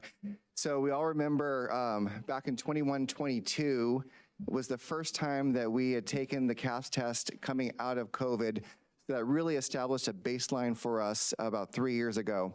And so on this chart, so this is our district scores, and we've shown that kind of coming out of COVID, we were at a 39.63. We dipped down a little bit in the 22-23 year, and then in the third year, we went up to 42.03. So last year's scores, 42% of the entire district scored, met or exceeded on the standard ELA. Not great, but it was an improvement. For mathematics, with slight increases, but you can basically see that we've maintained about 25 to 26% all 3 years.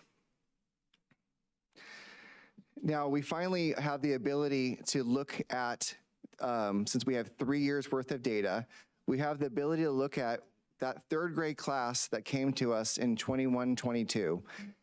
This is the same group in fourth grade and the same cohort in fifth grade. So what you're able to see is while they were at Brooks, if 6.35% of the third graders were scoring standard exceeded, by the time of being at Brooks for 3 years, 11.26% of the students were scoring standard exceeded.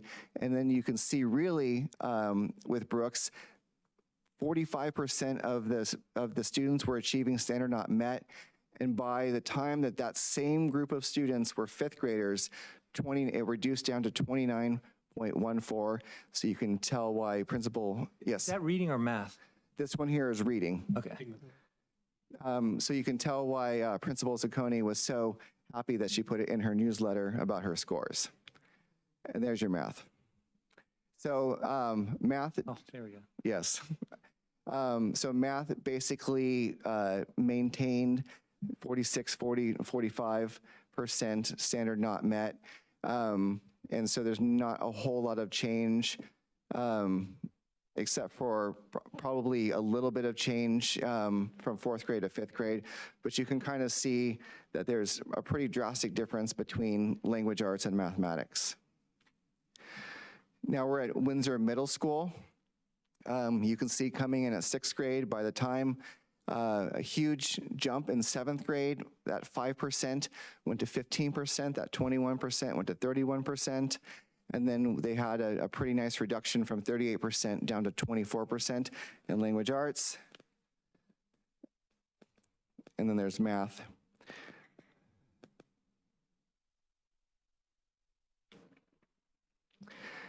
Cali, for grades 3 through 5, you can see that they had that standard met, went from 18% to 25%.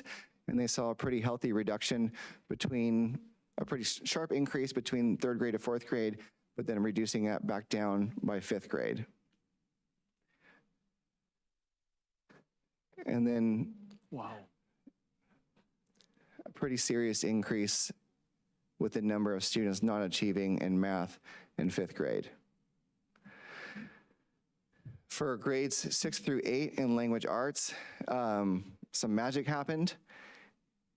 And so they went from a 48% standard not met down to a 16.81% in standard not met. And increasing from 5% of the students standard exceeded to 25%, 19% to 35%. So Cali Language Arts Middle School is really doing something. Do we know what that is, or are we taking a dive to try and figure that out? So if we're following the dual immersion model, we've gone from 90 to 10 to 50 to 50 down to basically Spanish as your elective. So our theory is that doing the dual language model and learning both languages really develops that foundation. And once the students have increased access to English, it all pays off, and we can see that they really do understand, comprehend what's going on, and they can do it in 2 languages. Thank you.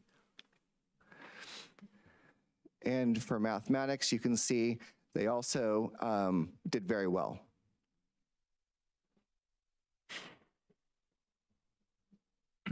I have a question. I'm not even sure if I know how to ask it the right way. But it seems like, and yet I saw something earlier that the math at Cali in the earlier grades was terrible, but yet higher now it's doing well. So is it the same thing where when they're learning 2 different languages, they're not focusing on math and math isn't a priority, and then all of a sudden like a hockey stick type of deal, then they accelerate the learning? I know on the Spanish and English it appears to be the case. Is math the same? Or they do learn math and Spanish and take the test in English. So that could be it, but it's probably not. And we do need to do a deeper dive on why we're not achieving where we would like to in the earlier grades with mathematics. We don't know the answer, Reg. Okay. That's the answer. So we've got work to do. We do know that I could put Brooks side to side, and the scores were pretty even across the board as a district.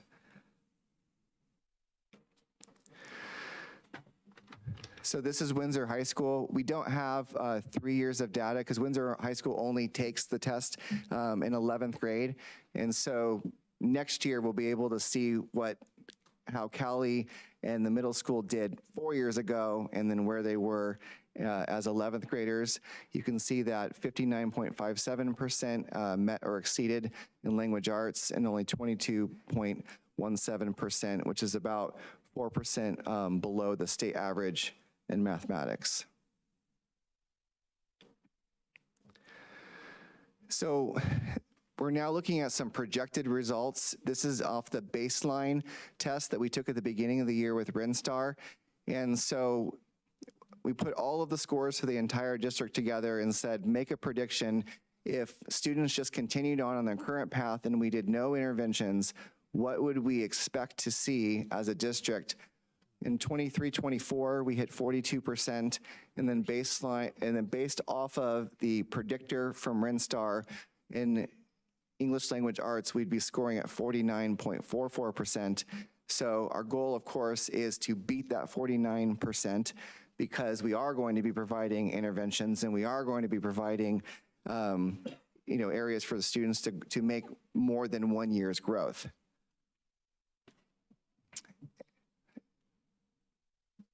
And then in math, right now you can see that in 23-24 we scored at the 26%, and RenStar is predicting that if we do nothing, that we would be scoring at 24%.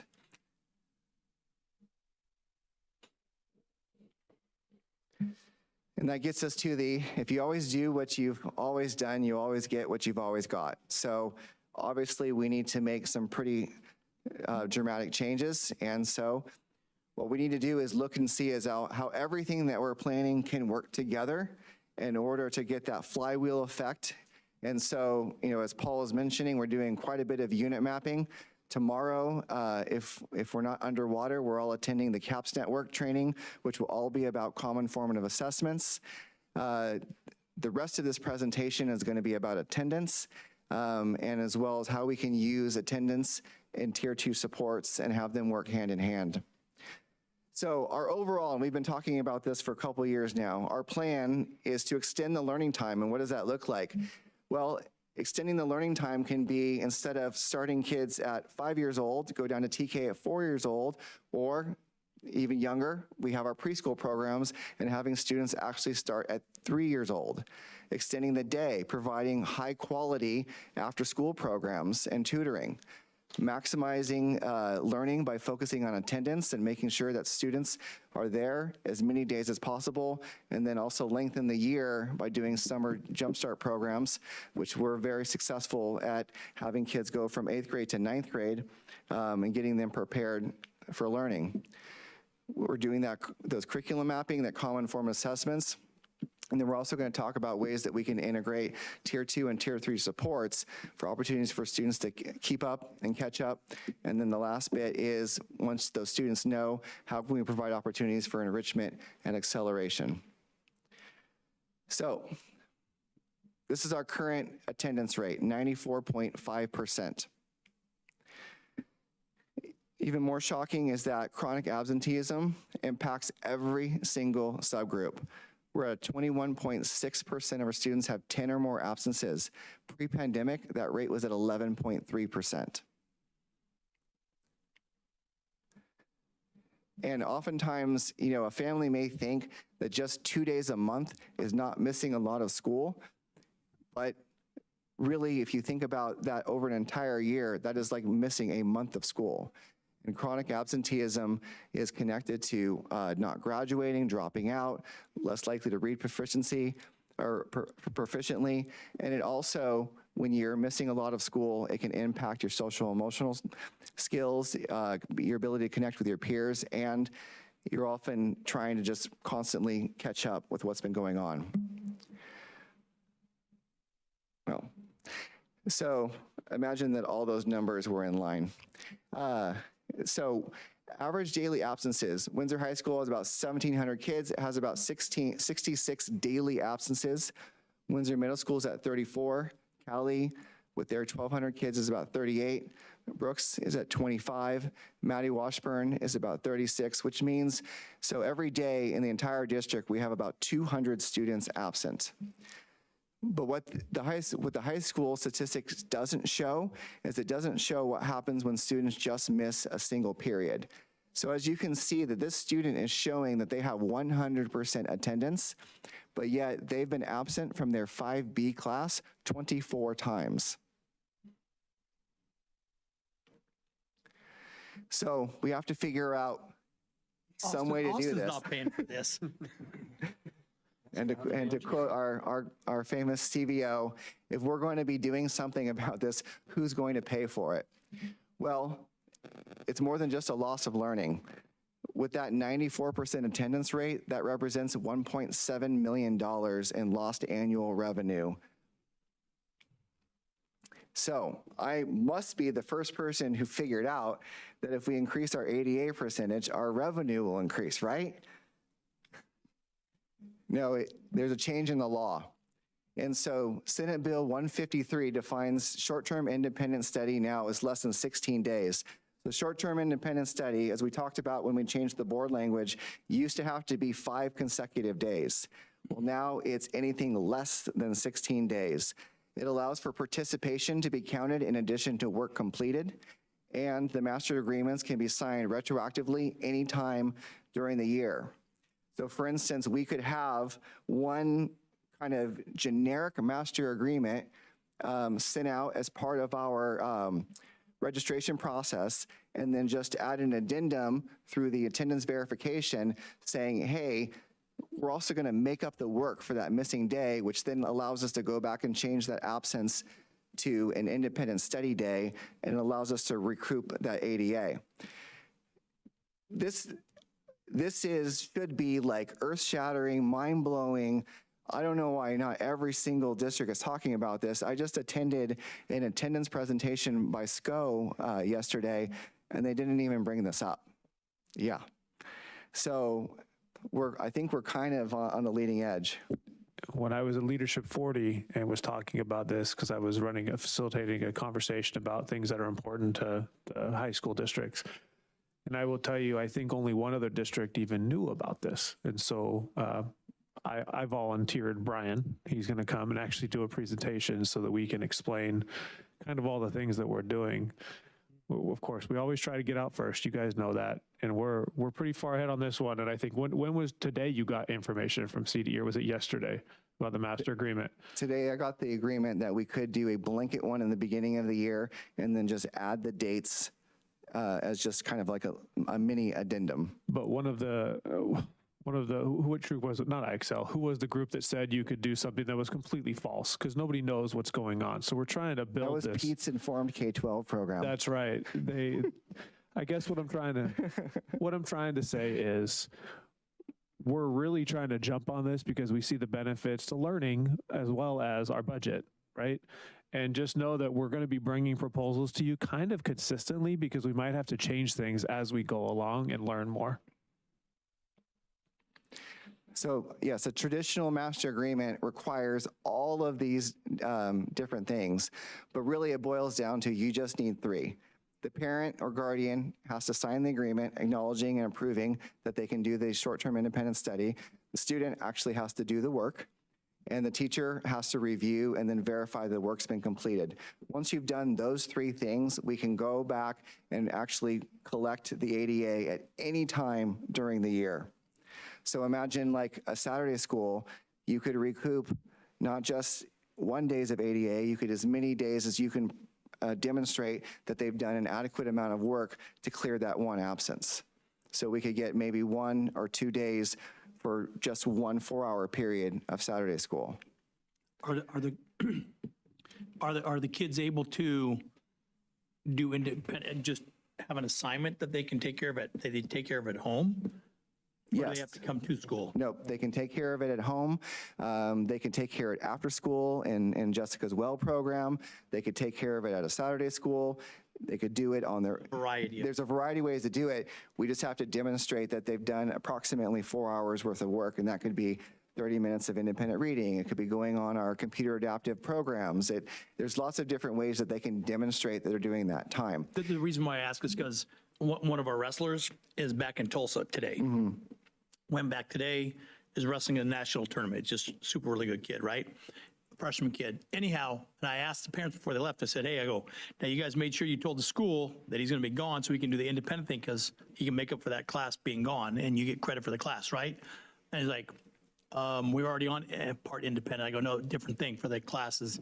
And he goes, oh, I didn't know that. I go, no, the board just approved this last month. So I know that we have to push this out there a lot more. However, that message needs to get out there. I'm not good at that part of it, but you know, I want to make sure, so the recapture ADA, that's number 2. The education part of it is number 1. Exactly. So that way all of our, you know, our kids are getting what they need so they can excel.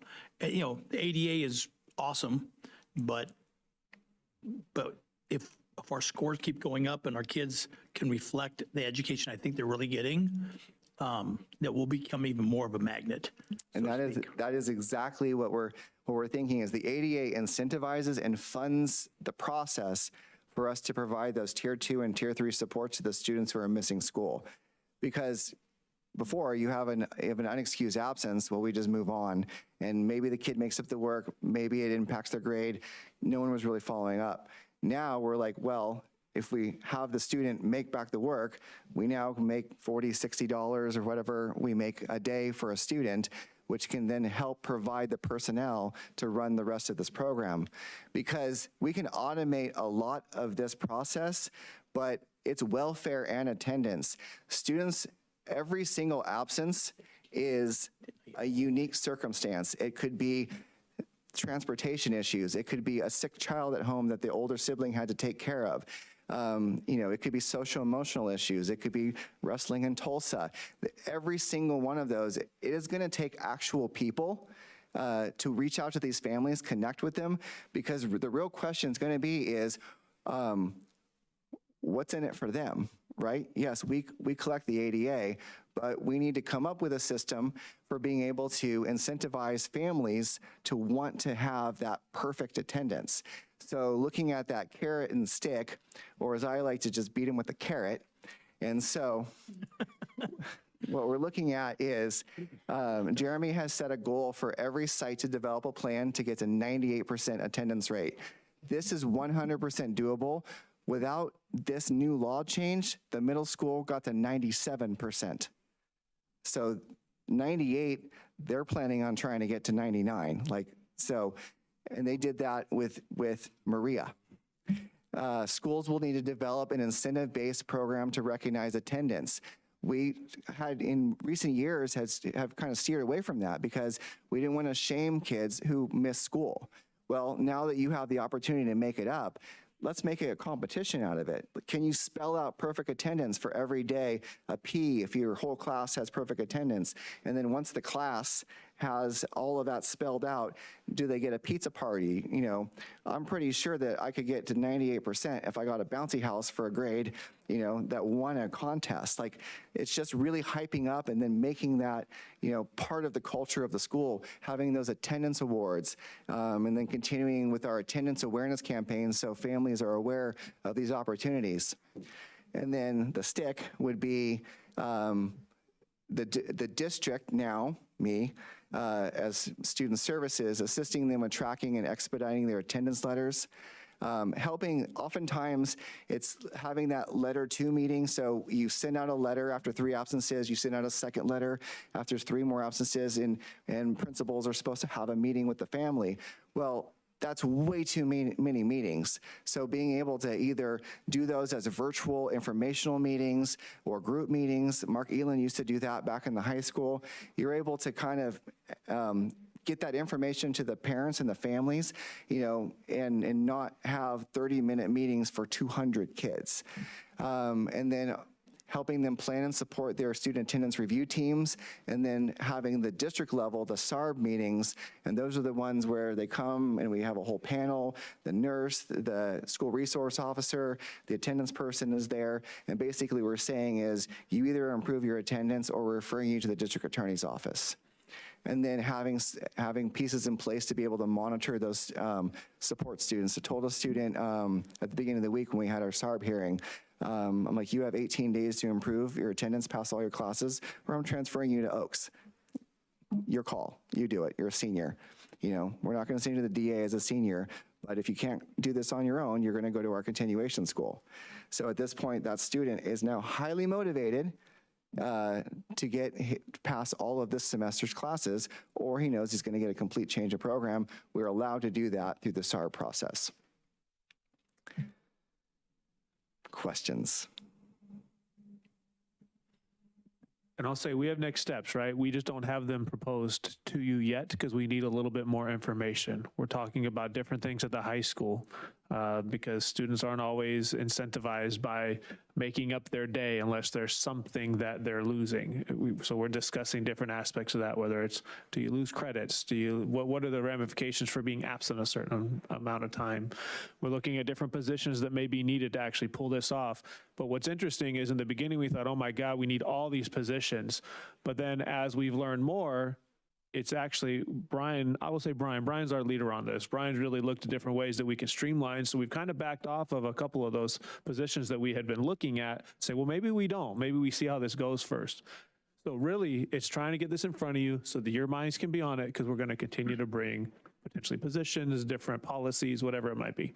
So with this, now I've heard from kids before that missed a day or whatever, they didn't turn something in, that, hey, get your homework done and turn it in. They go, no, but teacher won't take it.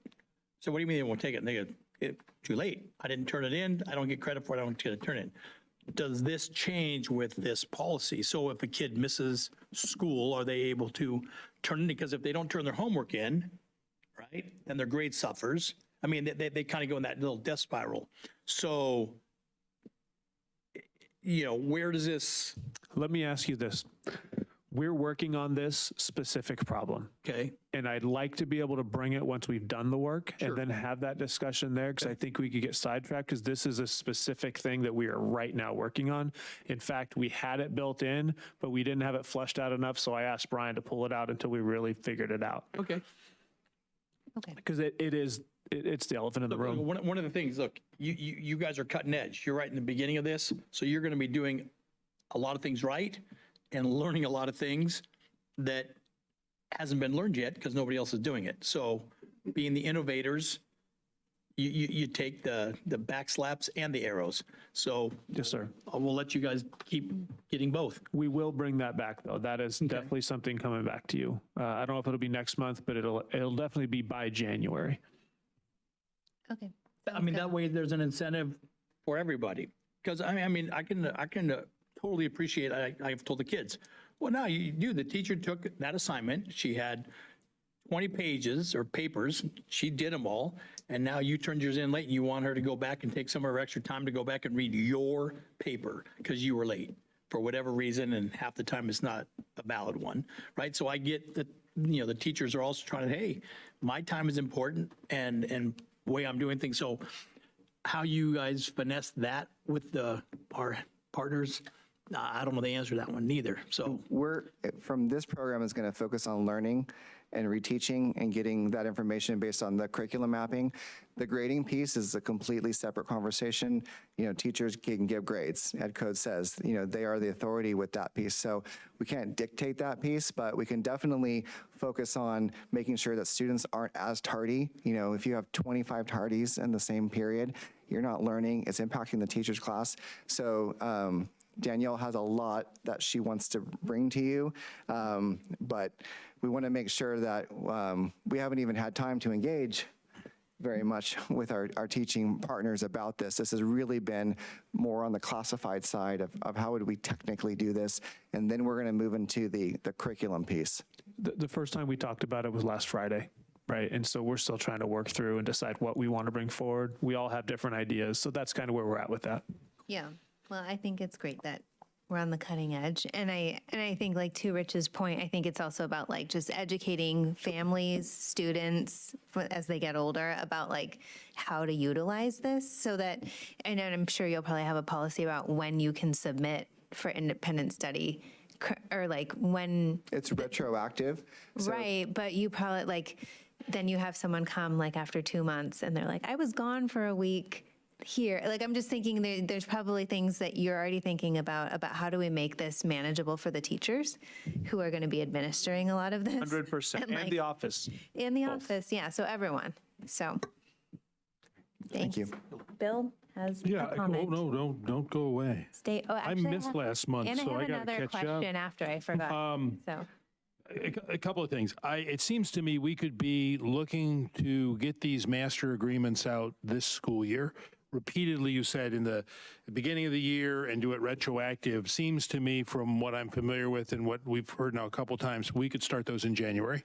And I would urge us to really look at that, to figure out. And that the one question you answered was, so what do our certificated and classified staff say about this? I understand the mechanics of sort of the attendance piece, but need to get that piece in place. I like, go back to, where's the one that's really positive? Go back to Brooks Overtime English Language. No, it's just the one that was just awesome. Callie or Brooks? Go to Callie Middle Change Overtime English Arts, just because that, and just as a thought and a placeholder, because, keep going. It's the one where it's 16% in the lower right-hand corner. Callie, there, that one. So what I like with this is we have focused so much on the CASP, on the met and exceeded. And I like looking at, well, how many more are in the bottom, like completely failed, standard not met? But really where I see some nuance, and I don't know what the answer is, but I have looked at the scores that if you go and click into the CAS in standard nearly met, that has a lot of gradations. Some are very close that you're nearly met. You were off by 5%. And I think it breaks it into 4 or 5 categories. So I like that we're looking at this. And the only reason is when we had conversations about math at whatever that was, 25% or less at the high school, I was stunned that we had 75% of the students passing math. And how could that be? And I think part of that may be testing apathy or whatever. I don't know that these tests demonstrate what they know, but also there is some portion of standard nearly met that we may need to figure out how that, not just the growth to reduce like we did here from 48 and reduce it by 75%, right? From 48 to 16, that's the right number. But really what standard nearly met means, because I think it means something. I'm just not sure what it means. The final thought is we had those 4 public commenters on special ed, and when the WDEA president got up and talked about the Bell schedule, I was struck and reminded by, I think it was the last speaker who talked, that she had the 9th grade student. Sounds like if he's in a special day class, but there wasn't the access and ability. So would like to have you guys figure out, was that a representative or an unrepresentative group of concerns, and maybe figure out how we might address those special ed things, because I was struck when she was talking about access if you are a student that's getting other kinds of intervention. That was a pretty telling story. And yet, you know, even for kids in an STC class, I think some of this, actually you were gonna vote there, Jessica. So, and those are my thoughts. But I really would like us to look at, you know, getting a workshop on special ed. I know we talk about it frequently with Deborah on other things, but and really look at the master agreements. Figure out how we might kickstart that. If we could pick up, you know, 1% or 2% this year with the learning, you know, that the tool is in place. It's available to us, as I understand it, right now. Yes, sir. Yes. We just got to figure out, well, how do we, you know, start that as a phase in? Right? I think it's important, Bill, you bring up a really good point. There's when we look at the dashboard of the 5x5 grids, and you're looking at our colors, remember how we're yellow, orange, whatever it is. When they're doing those colors, they're not looking at standard met or exceeded. They're looking at distance from met, right? And so I think what you're bringing up is every kid. How do we measure every kid and the progress that they're making? And that's distance from met. So I think next month we'll probably do a presentation on the 5x5. You know I love distance from Matt. Yep, and I do too. It's just hard to understand for some people. So we've talked a lot about this. But we've looked at our preliminary dashboard that has just come out. And we've moved colors in almost every single site and classification in terms of ELA and math. Yeah, the high school had 4 groups in the red 2 years ago, and they moved every single subgroup out of the red. So we have some successes, but we'll bring that and have a really robust conversation around it. But I just think, to your point, you're talking distance from that. So why you guys are talking about incentives and the Whitman principle of what's in it for me, for the attendance and what have you, right? Let's also talk, if you guys can think with staff, teachers, and everybody about our tests. I know I've talked about this before, but there is absolutely zero incentive for any kid taking a test to do their best. Zero. Matter of fact, it's funner to kind of fart around and mark stupid answers or whatever. There's no incentive to study, no incentive to do your best, no incentive to focus. They get no reward. If they score 100, they get the same reward. They score 100, they score 0, they get the same reward. There's a little more now, and I know. We know because they're taking the RINSTAR test seriously, and they're interested in their scores. This is actually mostly from the middle school where we've gotten these anecdotes from. But if we remember that Angela talked about how she'd given the RINSTAR math test and then realized, oh, we should have turned on calculators. So she decided to, boom, she's going to give it all over again. And she was getting emails from students saying, my score dropped a couple points from the first administration to the second administration. Can I keep my first score? You know, even though it means, you know, nothing, the students were still internalizing those scores. So I think the point is that their counselor needs to bring them in and say, this is where you got last year. This is where you need to be, understanding that distance from what it means to be standard met. Our yellow bands, where's the, 24%, right there, Bill, imagine that. If we could hit 24% of those kids, that gets us into, the high 60s of met and exceeded. And that is not out of the realm of possibility target half of. Yeah. Bumps it. Yeah. Okay, thank you. Okay, I just had a quick question to make sure I understand the data that was used in the first part of the presentation.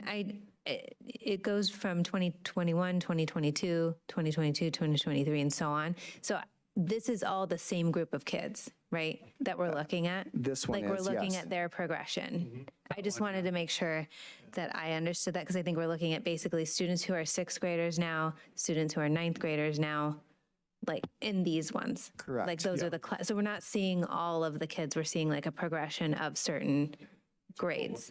A cohort. So right. oftentimes when we look at these scores and we like, oh, we made this much growth, it's different kids in different grade levels. Right, and it's right, hard to that- really see, is a school being effective? Yeah. And so for this specific presentation, I wanted to show you how what is an impact does a school have on a group of kids? Yeah. And we can definitely see that we're making some pretty significant changes in language arts, but we have a long way to go in mathematics. Yeah, That just is wanted to no make sure surprise I to- understood it. Thank you. Thank you. Okay, thanks, Brian. Do we have any public comment before I move on to the next item? Doesn't look like it. Okay. All right. I don't think we need to take a vote on that. We're just No, that hearing was the just- presentation. Okay, correct. so we're now considering the approval of an MOU with CSEA related to 2 new job descriptions, district welfare and attendance liaison and ed services analyst, and updating 2 other descriptions in secondary bilingual instructional assistant and welfare and attendance liaison. So Pete?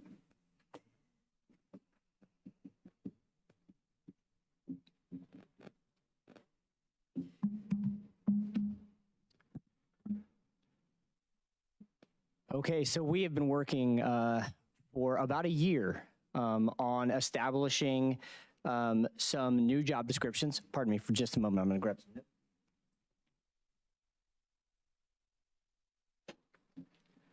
And we have a number of job descriptions that we're hoping to consider, but these 2 of the 4 in particular are in direct support of the increase in attendance goals as presented by Brian in the last segment.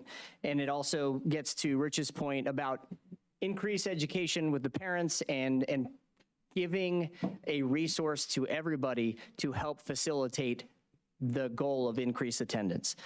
So the district welfare and attendance liaison would address the recent legislative changes as mentioned before in Senate Bill 153, which updates the independent study policies, attendance tracking and documentation requirements. This position will allow Windsor Unified School District to capture funds previously lost due to unexcused absences and make up the work and learning loss. So that is one of the 2 new positions. The second is the Ed Services Analyst. And this position is replacing the Secretary 5, who's currently working as Brian's secretary under the Assistant Soup. And the position of the Ed Services Analyst will assist in high-level budget analysis and program support in alignment with the comprehensive plan for student services as presented by Brian.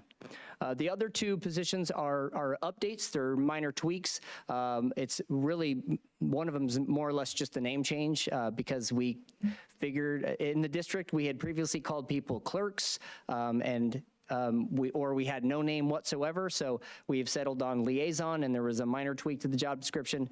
And the secondary bilingual instructional assistant, we have bilingual instructional assistants, but they previously did not work at the secondary level, but we have need there, a specific need for people who are bilingual and help our students in these upper grades to perform at their highest level. Any questions, discussion? Oh, I'd make a motion we approve as presented. Okay, I will second. Do we have any public comment before I call a vote? Seeing none. All in favor? Aye. Aye. Aye. Aye. Aye. Thank you. Thank you. Thanks, Pete. Okay, so moving on to 5.7, we're considering the approval of updated board policy 1230, which is being presented by Heather Bailey. First appearance of the evening. So just briefly, this is an update to our existing board policy. It comes from following our adoption of Parent Squares, our communication tool with families. There is a way through Parent Square that access to contact information to classes, to groups, to schools can be given to outside entities. We didn't have a policy for this, so some schools were offering that, some weren't. Generally speaking, we feel like it's a bad idea to have non-staff people have access to information of our students, our families. So this board policy is just going to update and codify that all communications have to go through the school site or through the district office, that we're not going to be granting that access to any non-employee groups. Question. Yeah. So with a lot of sports teams, they will have a team parent that does a lot of the communication. With this policy, how would that affect? So for example, you have a sports team and you've got 40 kids on that team. The parents, like we just had a parent meeting the other night, Zoom meeting for 60 parents. And one of the team parents sent out the email for the coaches to all the parents. Here's the email, here's a Zoom link, blah, blah, blah, blah, blah. That parent happens to be a district employee, but let's assume a lot of times they're not. So would this policy make it so that way team parents don't have access to emails, parent emails, phone numbers, et cetera? So what they would not have access to is our communication platform. If they've collected the emails privately, that's something that we would have no control over. So what if the coaches have access to, it's not Parent Square. So what often happens with sports teams in Parent Square. Campus. Yeah, so what often happens with sports teams in Parent Square is that the coaches will build a group of just that team, and the coach can then grant access to a parent.